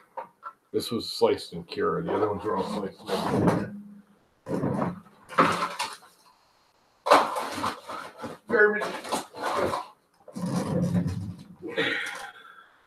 I would really like. Have you guys seen the filament spoolie thing maker? I want to call it a Philistruder, but it's not a Philistruder. But the Philistruder machine that Make Anything got, the last one he did, not Philistruder, it's some Swedish company, but it looks like. My first thought is it looked like a flash forge printer, but you put the scraps in there and it spits out new filament. Now it was Swedish, I think, or I don't know, somewhere in Europe he got it from. I don't even think it's released yet. I think they sent him a beta, if I remember correctly. You got to watch it because that machine works. That's gonna put like Phil Struder out of business because it was under $1,000. He said too. I think it was like $800 or $900. Excuse me, Coke burps. And if you could get that to work and actually recycle old filament, and you know, Jesus, stop hiccuping and burping. If you could recycle your supports and scraps and bad prints, and yeah, it's a little expensive initially, but if a machine like that can actually do it reasonably and semi-automatically, I mean, you got to watch the video because I mean he never got it to work perfectly, but I think with time, it's like it's like setting up a printer. Once you get it set, I think you literally just be able to throw scraps in there and it'll spit out new filament for you. It'll never be perfect, but it was a nice looking machine. I mean, it was well set up, well designed. It just looked like a little box printer. And just you feed it all into a hopper, it chops it all up and spits it out an extruder. It has a little cooling thing and an auto winder. It actually auto wound it onto a new spool and everything. If you haven't seen that, go watch it. It's a good watch. I was really impressed. I mean, again, he never got it to work perfectly. He did print some stuff out of it, and it came out all right. And he did print like a benchy that wasn't, again, it wasn't perfect, but he said it worked. It came out all right. It'd be great for, prototyping real quick. Basically what I'm doing right now. Then I think it would just be cool to make your own colors. Take like some pasta this, throw it in there, let it start extruding, let it feed through, and throw something else in, and make your own, color changing filament. I just think that would be awesome. And how's that working out? It looks pretty good. Actually looking really good. I'm thinking 0.8 is the nozzle size for that machine. You can sort of see it there, can't you? There. Off in the distance. Let me see if I can turn this up a little bit. So I see it. There you go. I sort of see it building up. One thing I have noticed is everything coming out of there is flat. The polyalchemies, this came out pretty nice. I wish this had not done the same thing. It's not as bad. I think I'm going to keep it. It did the same thing in the bottom. But this doesn't look like normal polyalchemy. I mean, the camera actually is showing almost exactly. It looks like brushed aluminum to me. That's the look, if you know what I mean. It's not shiny like polyalchemy normally is. It looks like brushed aluminum, which is awesome. I mean, this looks great. If this hadn't screwed up here and here, like I said, it's still not. It's much better than that purple one did. I mean, it's not perfect, but I kind of like that one. I might keep it, even though it's screwed up. That came out. I mean, that looks really nice right here. It looks really, really nice. The camera is actually showing just about what it looks like. It's like a metallic-y, brushed aluminum look.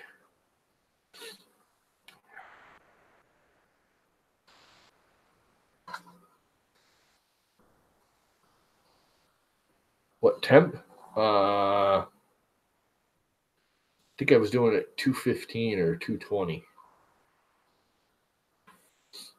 Which everything I read, I normally run it at 210 or 215, and everything said with that big of a nozzle, slow it down and raise the temperature 5 degrees.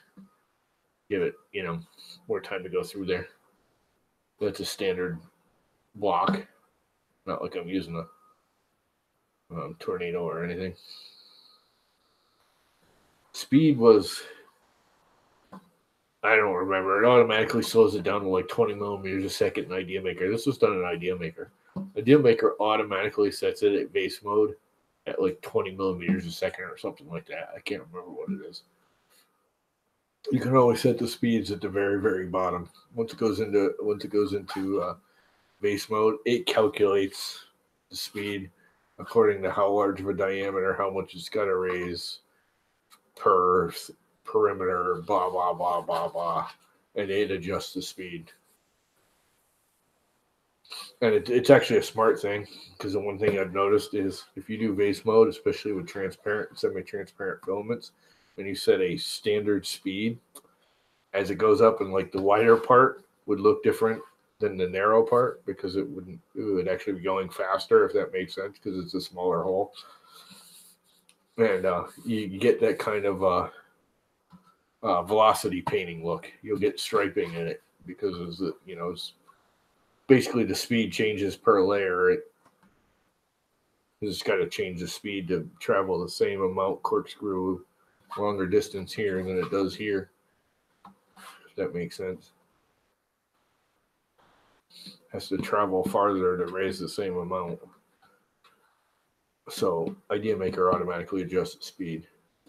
And it bases it on your first layer speed, which I think was 30 millimeters a second. Kira does it whatever it wants. Yeah, it might be. I mean, that might be what it is it's just too fast. Especially for the polyalchemy. I think the polyalchemy is part of it. And I think you're right. I think it might be a temperature/speed thing.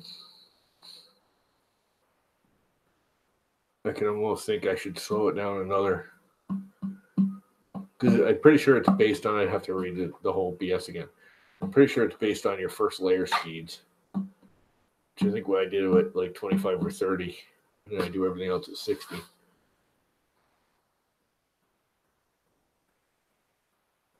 But again, it adjusts the speed. You'll watch it. It was done in IdeaMaker. As it does bigger stuff, it actually goes faster. And as it goes smaller stuff, it actually goes slower.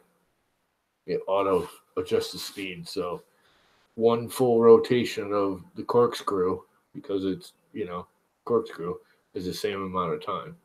So it actually slows down as it goes into these narrower ones, and it goes faster in the wider sections.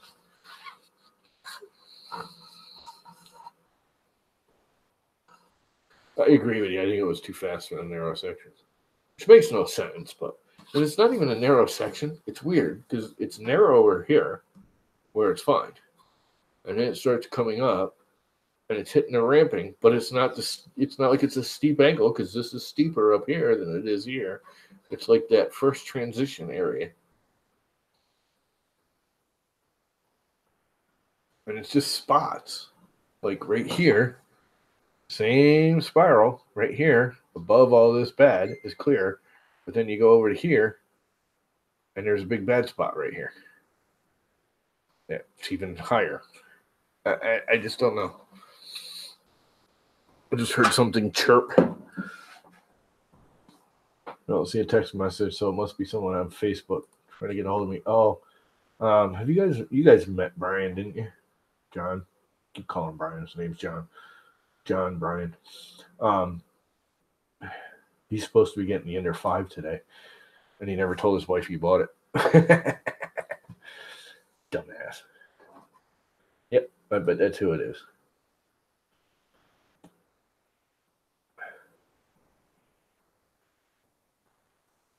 I'll take my time. It's here. I survived, came clean, lol, but warn me if I keep doing it, I won't get a new bike this year, lol. Me and him, he's a big mountain biker.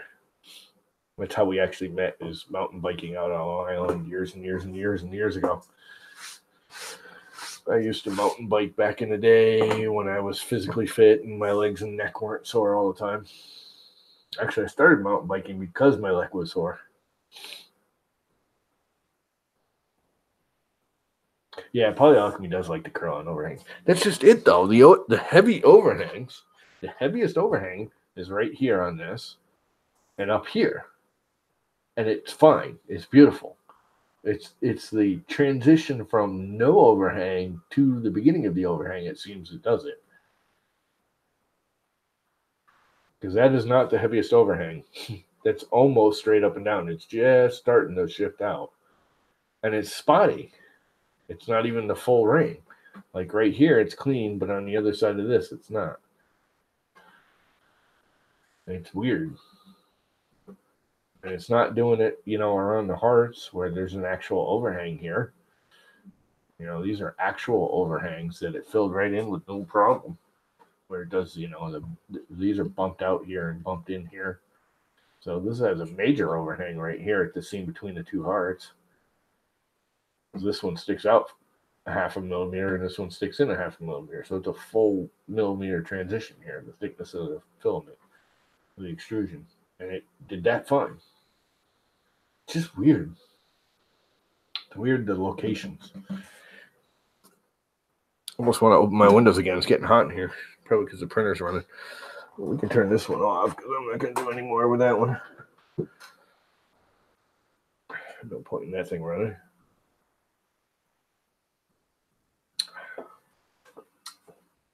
Good rum and coke.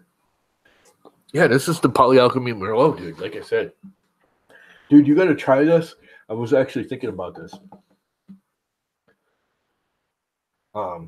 It's not really matte, though. It still has a sheen to it. Like I said, it's like brushed aluminum. That's what it looks like right now. This area right here, it looks like brushed aluminum.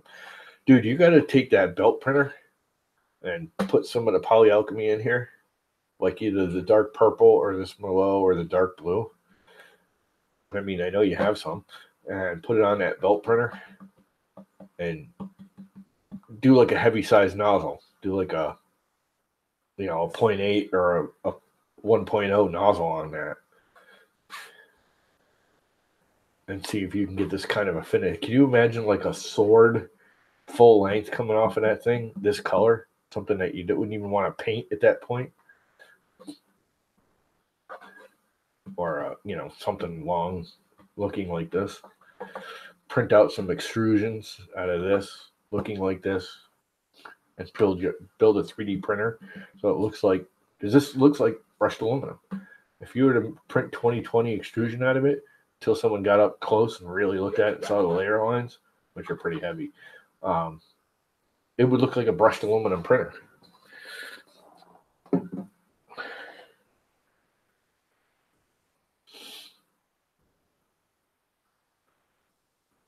You did the 1.2 with the polyalchemy?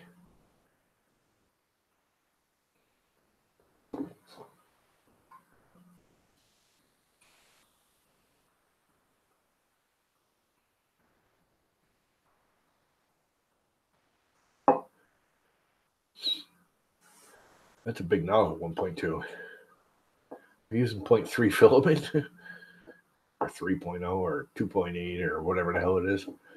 The fat stuff. What do you feed through that thing anyways? Are you using 1.75 or are you using the 2.8/30 in that thing?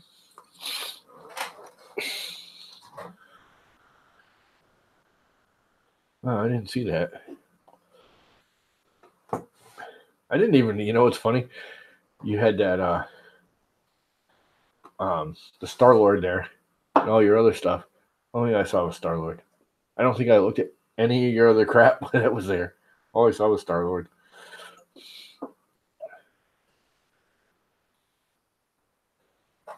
It's even funnier is when I first saw it, like out of the corner of my eye, I was like, "Oh, that's cool." But I didn't run over there because I saw it was a dude like cosplay at first, and then I kept looking at it. It's like that guy hasn't moved in a long time. And, walked by there and it was like, "Oh, that's not cosplay. That's a doll. That's a really, really, really big doll."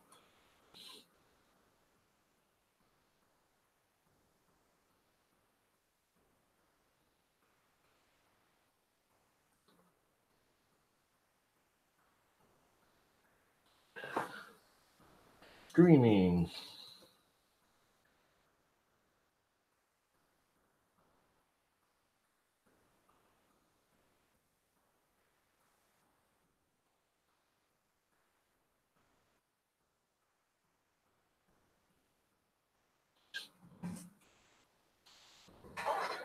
What else? I'm looking at my Facebook right now. My brother keeps changing a stupid picture.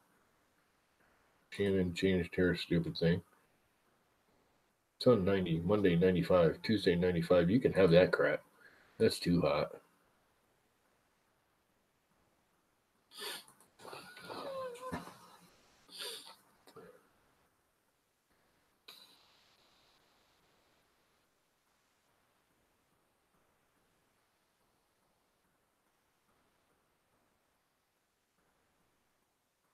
So amazed at me. Closed printers with the bubble viewing windows. Never, no, I didn't see that in any of the videos. I should have gone, man. I know it would have strapped me out, but I should have gone.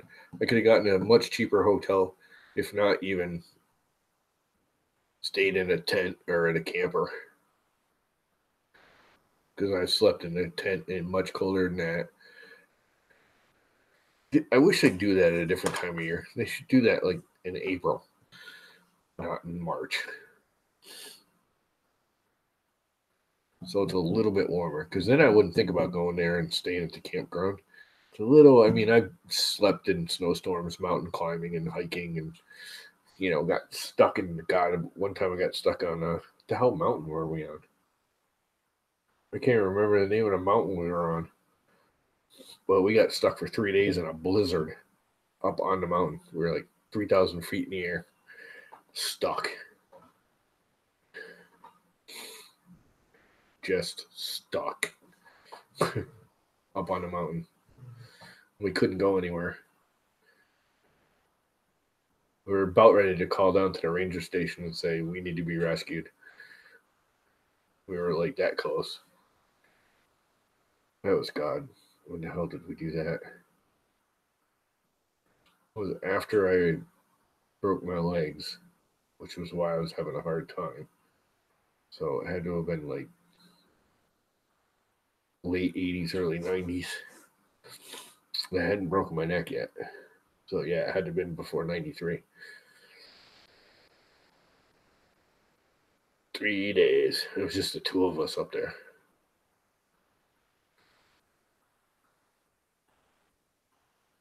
And we were stuck. Stuck. The first night was cool. When you get stuck in the blizzard, you're like, oh, it's just going to last the night. We'll hike out. A foot of snow drops, but, we were prepared for that. The problem is when it's 2 more days and 2.5, 3 more feet of snow drops, and it's 4 feet deep, and it's almost as tall as your tent. Luckily, we got a shelter. We went up to one of the sheltered locations, and everyone else abandoned the shelter that had a reserve, so we moved into the shelter. We actually took his tent, which was a little bigger than mine. We draped it over the front of the shelter. I don't know if you ever went up into the White Mountain shelters, but they're lean-tos. They're 3-sided. They don't have a front. There's just a roof from 3 sides. So we tarped off the back side of it, made a door out of it. Survived the blizzard of whatever year it was. What was even worse is it was 3 days of the blizzard, and then another day we waited just to let it, because all of a sudden it went from freezing to like 70 degrees. And so we let it melt for a day so we'd have a little bit less snow to go through. By the time we got to the base of the mountain, like 3 days after that, because it took us almost 3 days to get down the mountain. It took us 1 day to get up it, and it took us almost 3 days to get down it. There was like flowers and shit growing. There's no more snow. It was funny. It sucked, but it was funny. And then the dumbass I was with was like, dude, let's go up to the other mountain, because he was doing the whole 4,000. He climbed all the 4,000 foot peaks. There was 2 of them there. I can't remember what 2 mountains we were on. But he wanted to do the other one because it was literally the last one. I'm like, dude, we've been stuck here for a week. We only planned on being here for 5 days, and we've been here for 7. And you want to go back up another mountain in 3.5, 4 foot of snow? Go to hell. He's like, well, I'm going to go. I'm like, have fun, dude. You're going by yourself, because I'm not going up there. I'm done with that crap. That was my last real hike. Mountain climb / hike.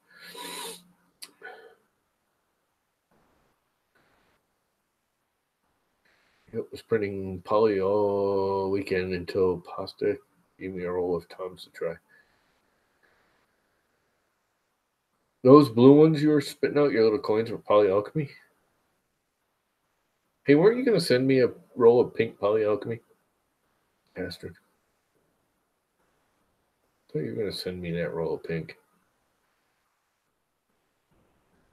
What's in pink? I have no pink filament of any kind. The only close to pink is I have the E-Sunglass purple. I have the purple version of that, which kind of looks pink. It doesn't really look purple. Although it might that thick. Look at that. That's looking really nice. I mean, even in the photo and their video, it looks nice. Oh, whatever. What were those coins printed out of that you were spitting out at this thing? They look like protopastas, like blue.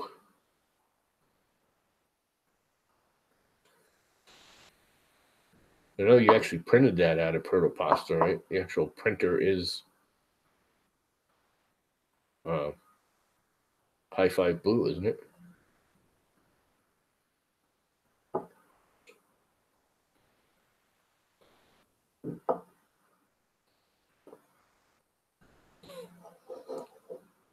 Yeah, that's what I thought.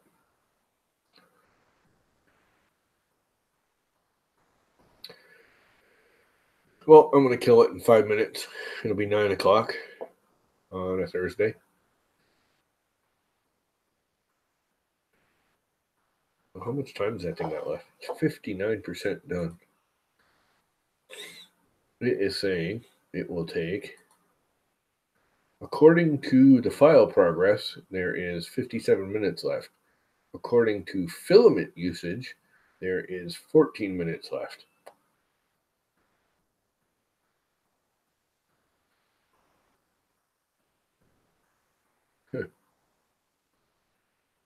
It's actually by filament usage, it's going down, and oh, no, it just went up to 39, 40, 45, 30.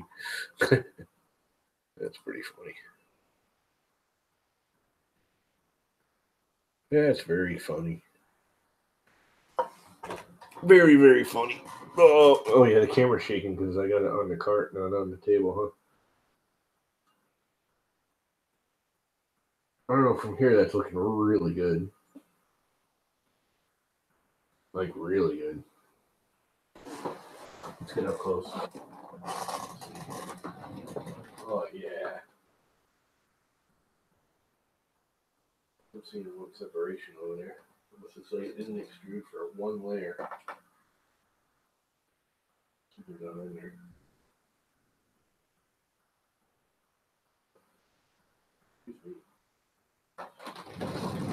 That's going to be really sweet. I'm going to have to play with it. Thinking the 0.8 nozzle is the nozzle for that machine.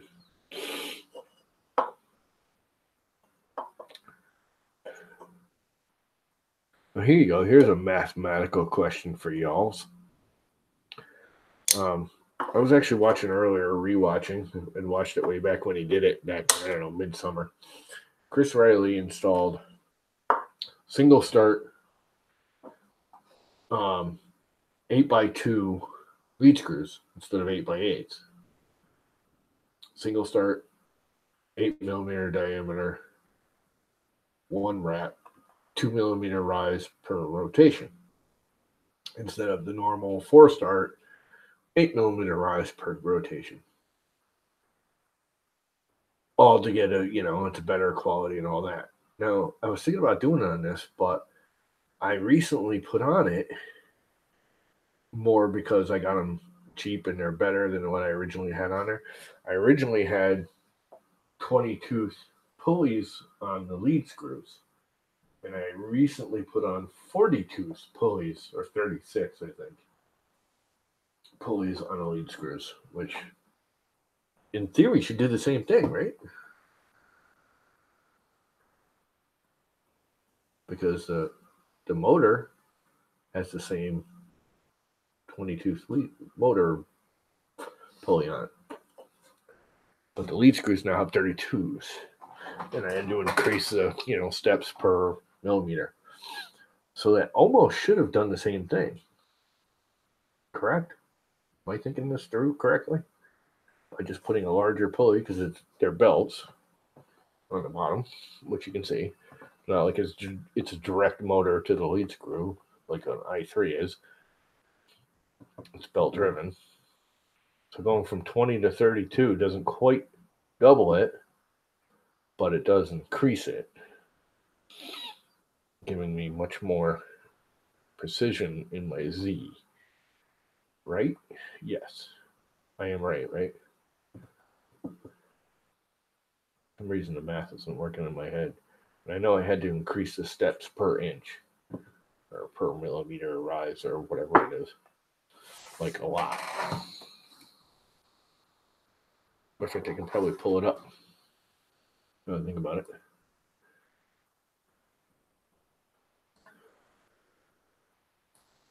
Share. Let me see.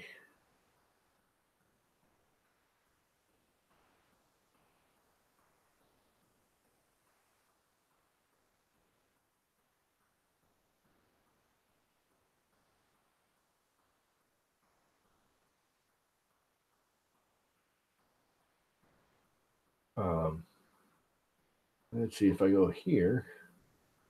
I can go into my settings, and as long as I'm careful, I don't actually edit anything. My maximum seed steps. The Z is now 600 instead of 400.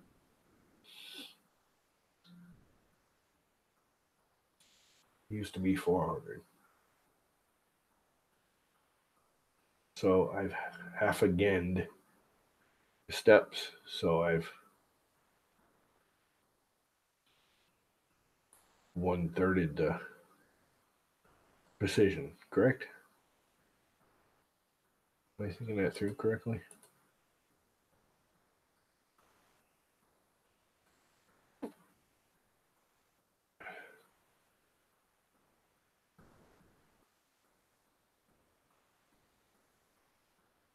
Who needs a Da Vinci for a project? Oh, you got about 10 of them, don't you?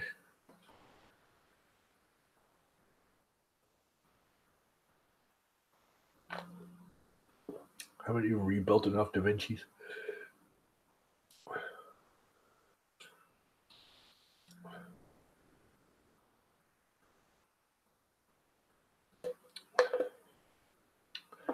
So you're going to make a $5,000 machine.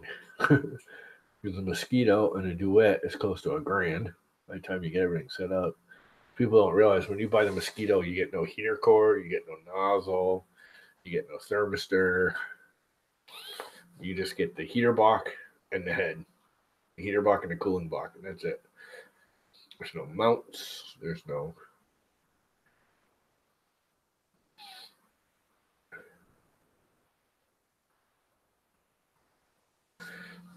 Unload run on Robbie. If you ever want to just unload one, I'll take one. I love it. If you haven't noticed the Frown King, I love tinkering. It's more fun to me than actually printing.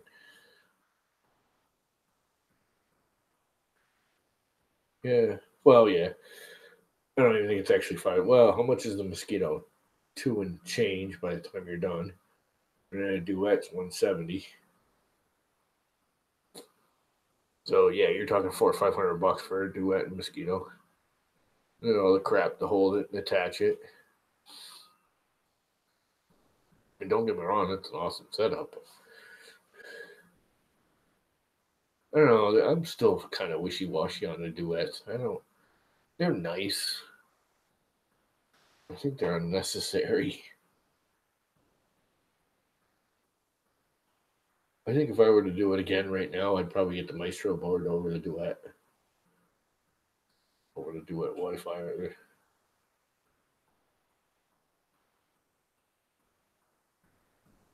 But the only problem I see with the Maestro is it's got to be tethered. It's not even like because you need to use the duet's interface. the internet, so you have to plug it into an Ethernet cord. You can't really do like a Raspberry Pi. I mean, I guess you could.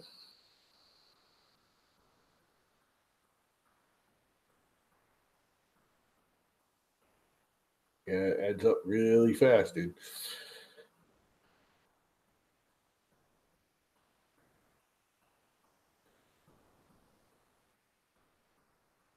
That's before you even start building a frame or anything, adding motors.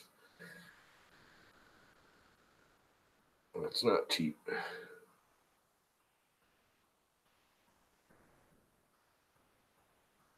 Well, that's what this is. That'll actually do.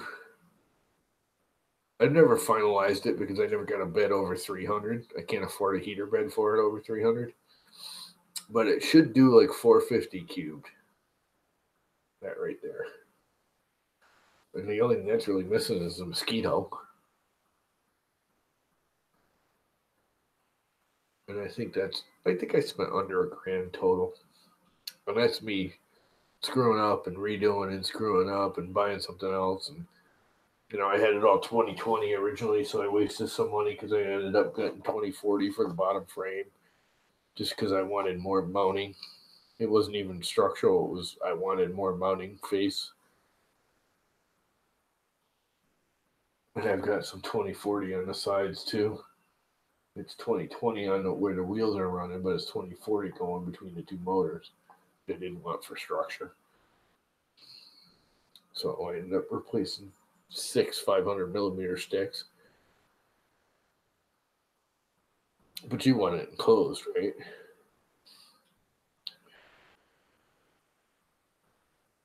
Yeah, I was looking at this SD. I mean, I know it's a better flex shaft. I've dealt with flex shafts my whole life.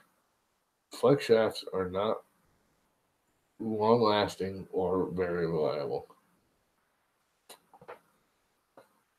Now, granted, I'm using them in construction. And I know theirs is a better quality. And they don't have a coil wound flex shaft. It's a straight wound.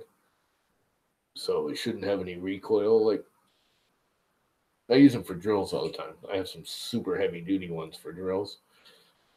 For when we need to like get into a wall somewhere and you can't get any other tool in there, you use a flex shaft. And these things are not something you buy at Home Depot. These are really nice, like multiple $100 flex shafts. And they're heavy. They're big and heavy, and they flex, but they don't flex well. And they take, hammer drills and stuff and drill concrete with them. But they're only good for like, I say we get 2 or 3 dozen shots out of them, and then they start getting sloppy and crappy, and you get to use them more, but after about a dozen, they're not accurate anymore. They're sloppy, but eventually they just snap. Flex shafts are never going to be that accurate.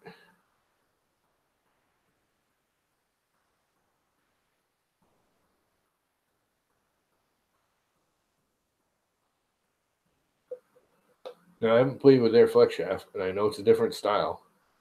It's a direct wound instead of a spiral wound, which I know is going to have less play and less give and less blah blah blah.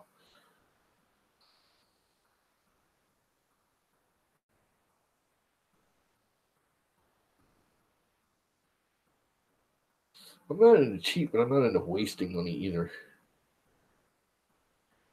In all reality, I think the duet is borderline wasting money. Like now, for Carl, for his printer, definitely I would use a duet. It's just ridiculous not to have the best and something like that. If I was doing a home built Delta, I would not think twice. I would use the duet. For a Core XY or a regular Cartisan or anything like that, you're wasting your money on a duet. You're better off that MK8 or the Gen L works just fine. I mean, actually, it works really well. I'm actually impressed with the quality I'm getting out of that thing. The Einzy board, really nice. I think I like the Gen L with the 2208s better than the Einzy board. No, I mean you can if you want the joke of it. I mean you don't care. It would be a cute thing, but it's not practical. I just don't think the duets are worth that much. That just I think they're overpriced. For one, I really hate the power connectors.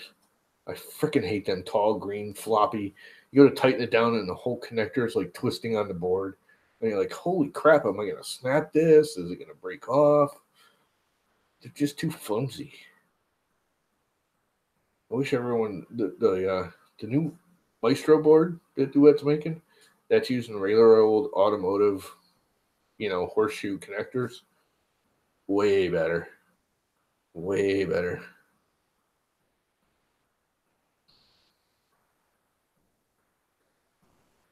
You shouldn't be broke for very long. I bet you could make some money building those stupid belt printers.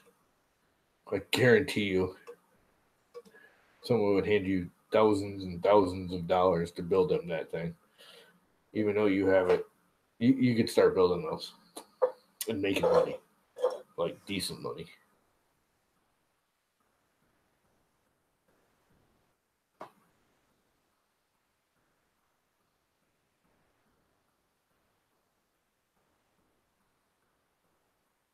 The Core XY Tech Fiddler Daniel built. Daniel who? Daniel Noré?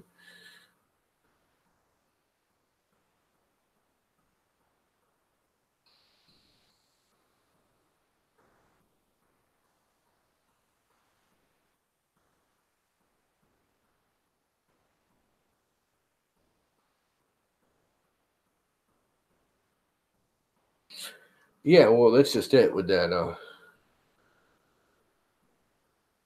I don't know. If I were going to spend the money and build a good printer right now, it would either be the E3D tool changer.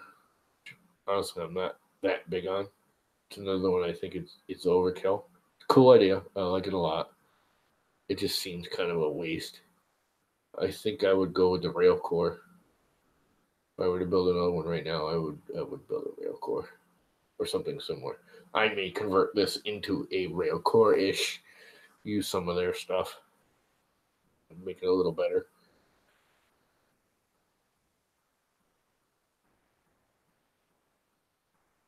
Same difference, dude. You've done the work. Now it's time to reap the benefits.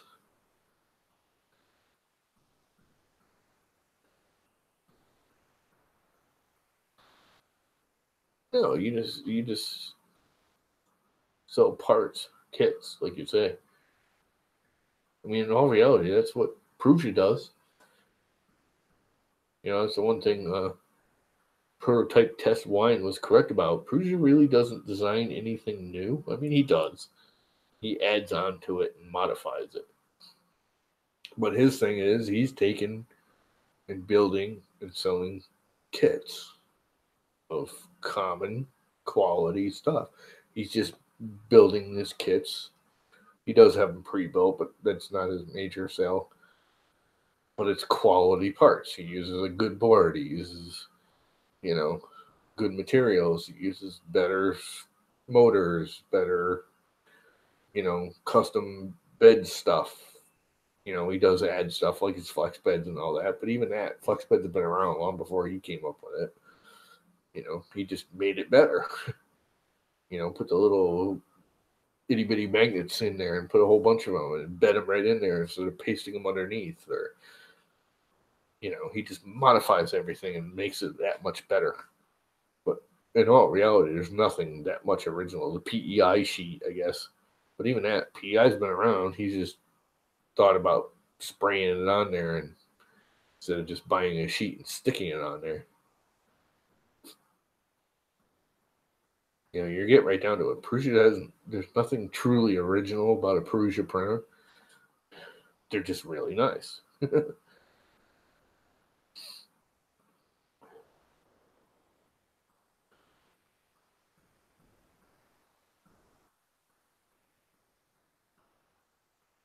Yeah,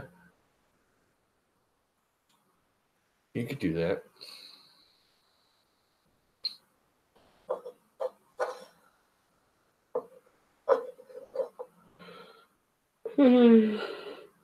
You can sell them the parts and assemble it. There's nothing illegal about that. I mean, that is your design. There's no patent on the belt printer. I know of, is there? No patent on a belt printer.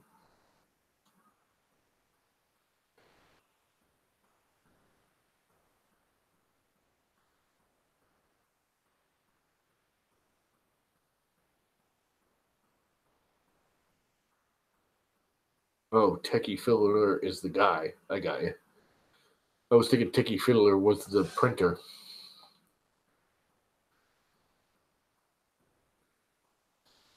Well, what was so great about his? Yeah, you need to research the patents and stuff more, but um, PrinterBot was doing a belt printer, so he wasn't breaking any. You know, he would have known. He's not stupid. I wish he could have stayed around. Companies like M3D stick around and survive, and guys like him that actually try to do things right and spend the extra money gets closed down and bankrupt. That just sucks. Oh, I still got this thing on share, don't I? You guys are just staring at my stupid screen. I didn't even notice that until just now. Oh well. That's life. Anyway. There you go. Now you can see the vase vasing around. He might have. I doubt it.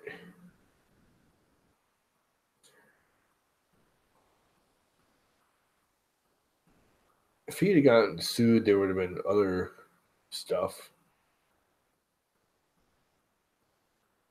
You know, there would have been notices. People would have found it. You know what I mean? There would have been somebody would have mentioned it. You can't really keep being sued hidden.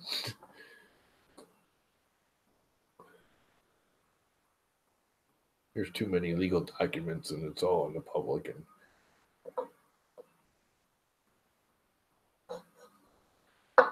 what's up, Ron? Um, I mean, it's possible that he just kept it quiet and didn't make a stink about it, but I doubt it because he was doing that belt printer. He had it at Earth. And then, a week after Earth is when.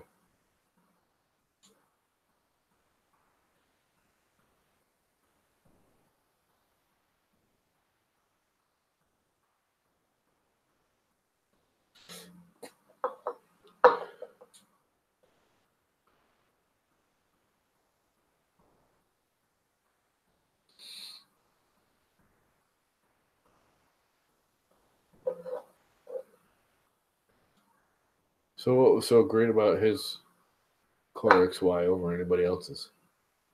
Just a Core XY. Just like that.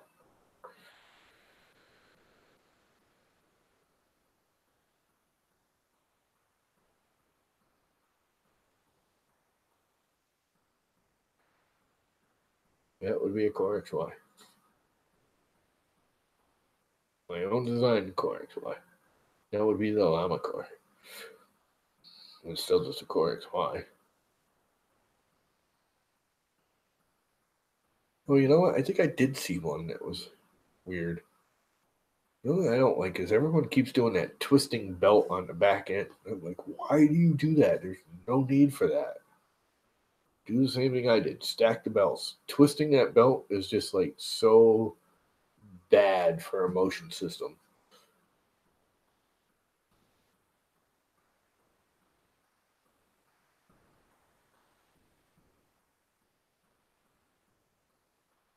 A 430 spiral cylinder.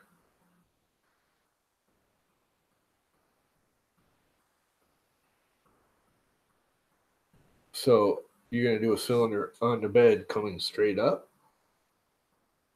So it's gonna be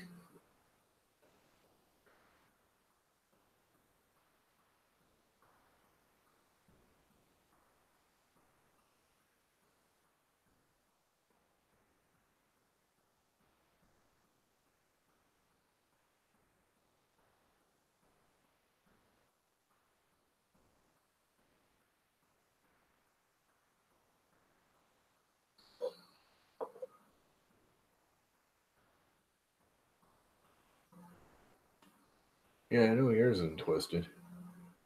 There's a regular everyday Core XY. So I think Tom or somebody was doing a quick, brief, shot video, doing a walk around. I think it was Saturday or Sunday, and they zoomed in on a Core XY, and it looked really neat. But on the back side, the back line, there was a belt coming off, and it was all at an angle, and they twisted it to try and keep the heights all. And it's like, why? Just stack them. It doesn't hurt anything to stack them. It's better. All of my belts, it's the one thing I wanted to do with that, and I did very successfully, is all my belts are in an absolute parallel lines. There's no funny angles. There's no, everything is straight lines. There's no twisting. It comes off of a pulley and it's a straight line to the next pulley, and everything's straight, square to each other. No angles or belts or twists or, even the rail core, they have it the back too, going off, which doesn't hurt anything. At least they're not twisting it. They have one going way behind the other one on the backside, and they're crisscrossing. And it's like, why? There's just no need for that. They stack the belt. Why are they not just putting the pulleys, stacking the pulley? They have to do it at the head. So why not do it at the corner of the printer?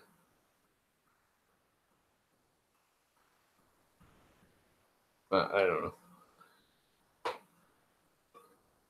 I mean, there might be something I'm missing that makes it better by doing that. I just don't see what.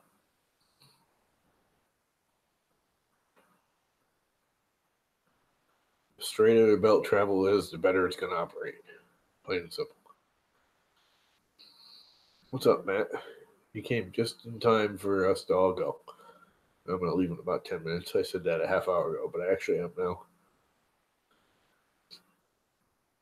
I have a small rum and coke in me now, and I'm doing that deep dive into nappy time.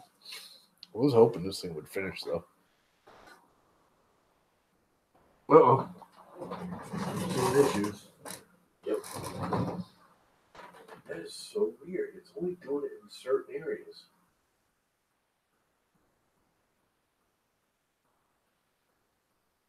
And the same thing right here at the top.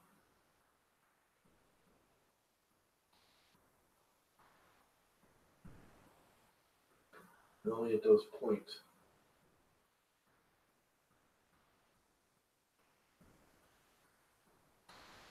It is kind of cranky.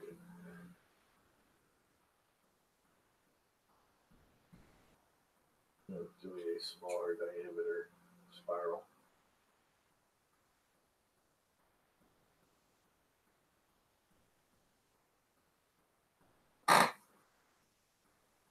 It's definitely better than the 0.1 nozzle did. That sucks.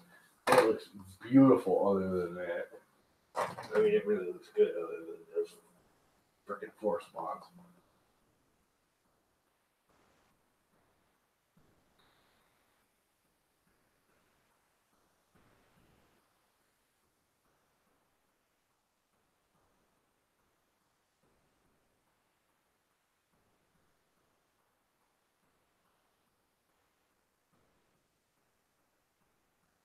Bummer.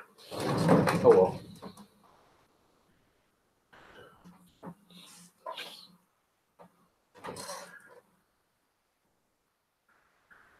Everson. I know that name from somewhere.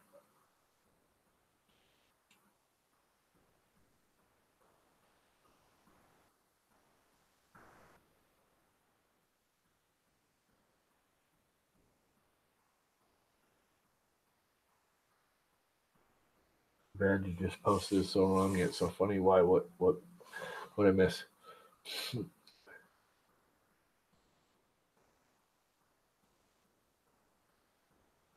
Cycle Center as to join Cycnova. I thought they already were part of Cycnova. 96% done.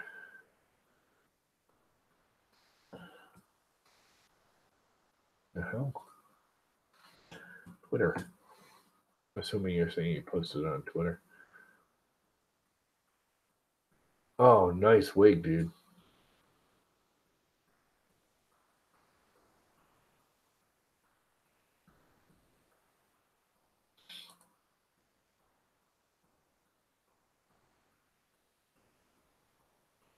Oh, are you talking about the official pit badge? With this with the silhouettes of them being punched.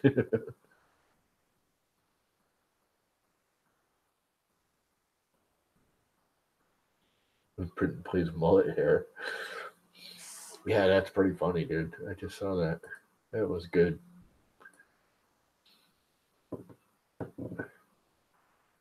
You got some Polymaker Poly Smooth. They made a Coke bottle. Yay, good for you. All things to make with a good filament. You're gonna make a Coke bottle.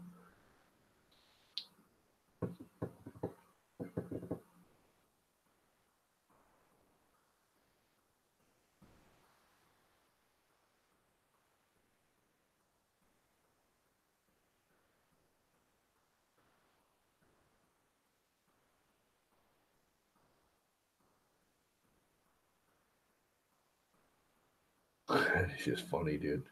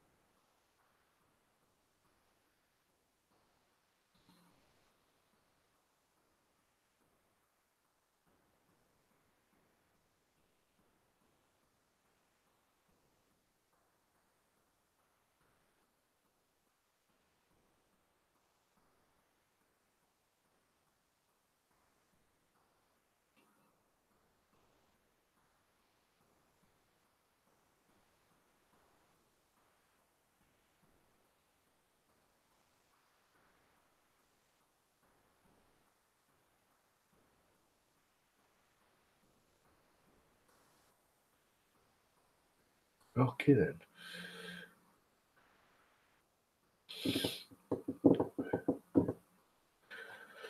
Yeah, the spool racer pit pass is pretty cool. Oh, Princeton.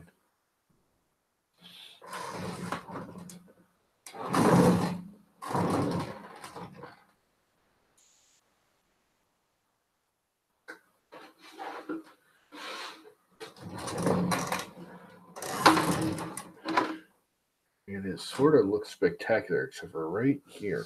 And why right there? That's what I don't get.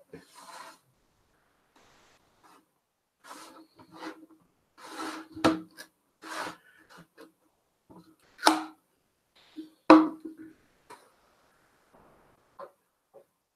just stabbed myself in the leg with the corner of the sheet.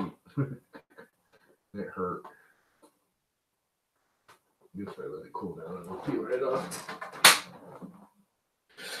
As you can see, right here, which I don't see the reasoning to.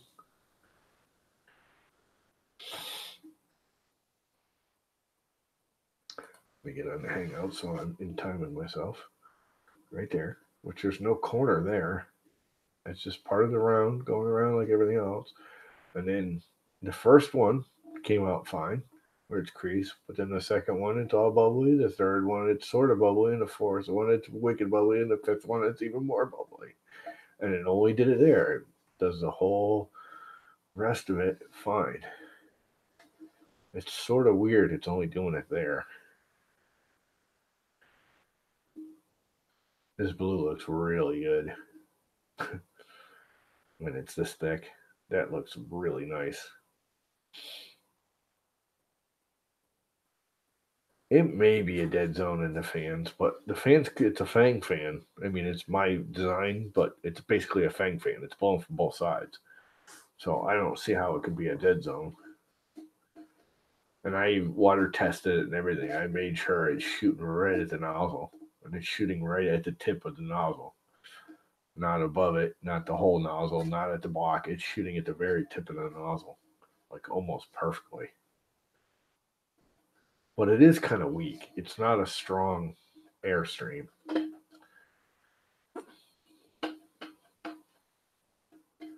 Wonder if it's almost like a jerk setting or something that's doing it in the firmware / software. But then it would do it all the way down it. This does look freaking awesome though. I think the video is just about what it actually looks like. It's a little less blue in real life than it's showing in the video. Actually, it's about the same.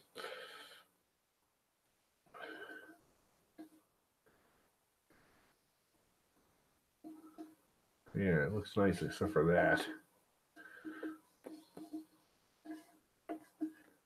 And I don't know why it's doing that.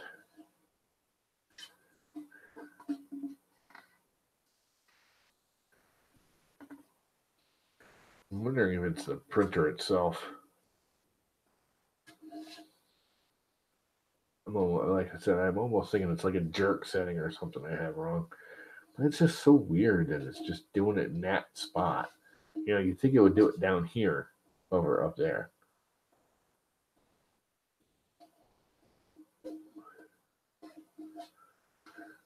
You know, this is the least overhang. There's no, you know, if it was up here or right here where the overhang's the most, I could see it. You know, it makes sense. But why on the straight spots where it's just starting to return to an overhang, but it's not a bad overhang? I don't know. Put me right. Just from if I put my thumb over it, that looks awesome. It came out really good otherwise. Like really good. Like I'm impressed with it. And it's solid too with the 0.8 nozzle. That's pretty freaking solid. If I really push on it, I could probably split it, but it looks really, really good. Like really, really, really good.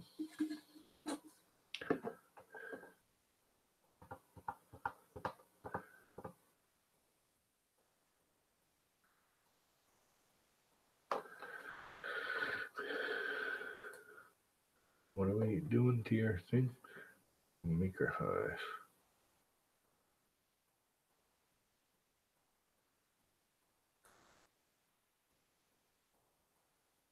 I'm lost. What am I looking at? Oh, is that an air pump? Is that what that thing is?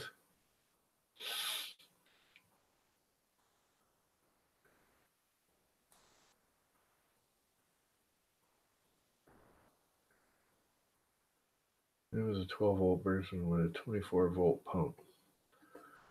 Currently out of stock.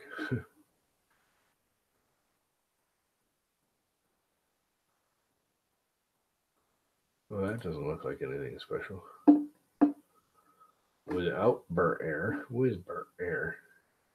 Barred. Yeah, but there was no air. They say without barred air, but that's with no air at all.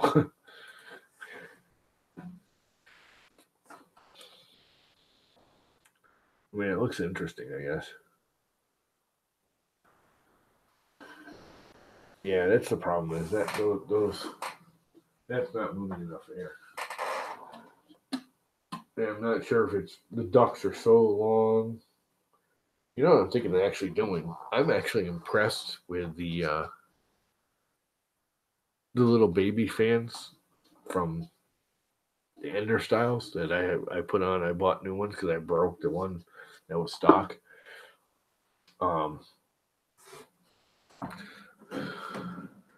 Little 4015s or 4010s or whatever these things are. They push a lot of air. Believe it or not.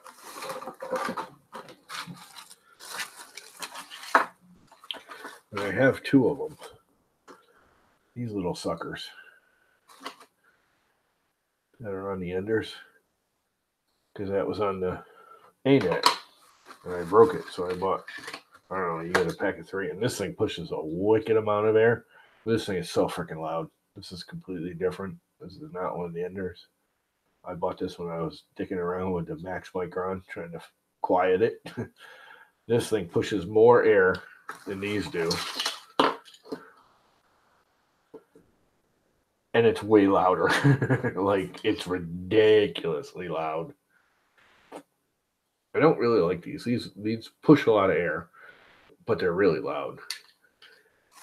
These things actually push a decent amount of air, and they're not that loud. You can hear them, but they're not screaming loud. They're not as loud as these. And I bet they push darn close to the same amount of air. Not as much. I won't say as much because I know it's not as much. But darn close. I mean, they push plenty. And I'm thinking on that head, I could redesign it and put one of these on either side of it. And they're fairly cheap. Anybody want this thing? This thing, if you want to push a lot of air, this thing pushed a lot of air.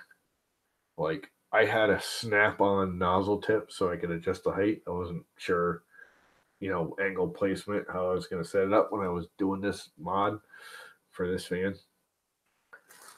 And it snapped on. It, like, clipped on to the duct. It was just the nozzle, and I could print different ones with different. And it like blew the freaking nozzle right off the end of it. I couldn't get it to stay on without gluing it. Water test, yes. I did a water test of that. I did it with this too, actually. I did it with all 3 of them. I always do the water test. And it's pushing the air right at the tip of the nozzle, and it's at the tip of the nozzle. Both sides are perfect, but it's not strong enough. And those are big fans.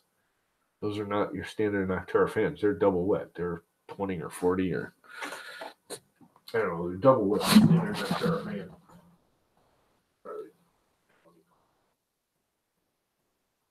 Yeah, 20.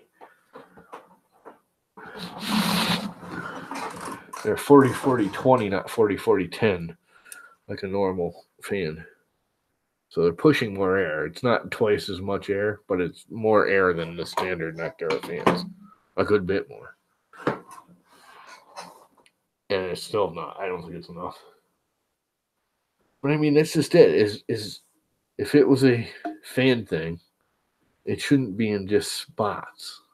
You know what I mean? It would be doing it the whole side of it. If it was right here, it would be doing it all the way down it. Especially this one, which is, these are all on points. I can say, okay, it's it's an acceleration or a jerk thing or something along those lines. This one's out in the middle of nowhere. Which, if it went all the way down it, or in larger areas, because basically, if it's doing it here, it should do it the exact opposite of the arc here. If it was just a fan thing, or right here, which it didn't do. It didn't do it anywhere on the bottom. It's only up here at the top. I don't know. It's kind of a weird placement-y thing.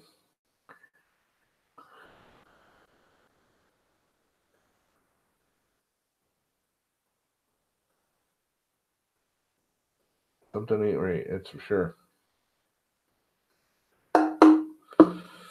Anyway, it's after 7:30, and I'm going to cut out. Yeah, but again, if it was just an overhang, it would be doing it here, where there's overhangs down here.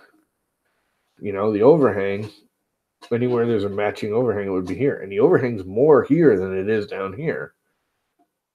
So it's not an overhang thing, because the overhang increases, it doesn't decrease. And it's doing it, if it was doing it because of an overhang, again, this is spiral mode. So that overhang is the exact opposite on the inside. There's an overhang here. It's just on the inside instead of the outside. And the overhang's even more here.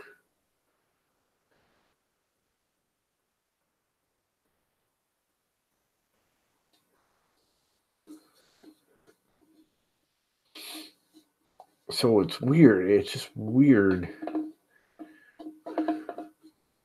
that it would only do it in these spots. Because again, if it was an overhang thing, there's overhangs here that exceed that and match it. Like right here is matching it, and then up here is exceeding it. And why is it only doing it at that area? It gets steeper, not shallower. The arc gets more and more. So it should get worse and worse and worse, not go away.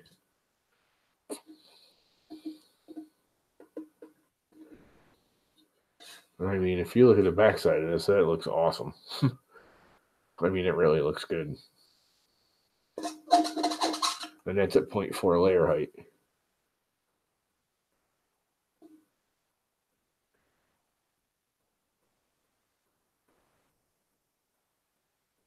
I don't know, it's just weird. There's like weird ringing in it. I wonder if that's Z or if it's actually in the model where I stretched it. Don't forget I stretched this up like 20% or 30%. Anyway, it's still kind of cool. I like that it's fauceted on one side and not on the other. I'm going to have to play with it. It's definitely something to do with that printer. Actually, you know, I have those. I might get one big for the Fountain King and see if it does it.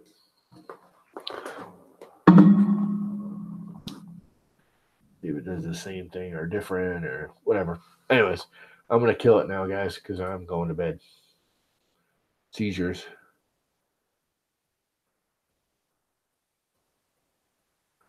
I did that test on the night to prove I needed better cooling. Did what test?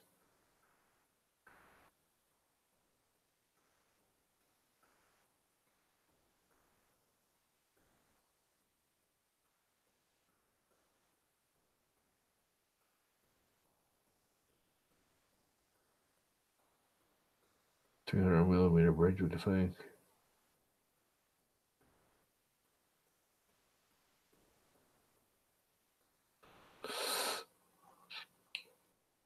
All right, well, I'm off. Later, guys.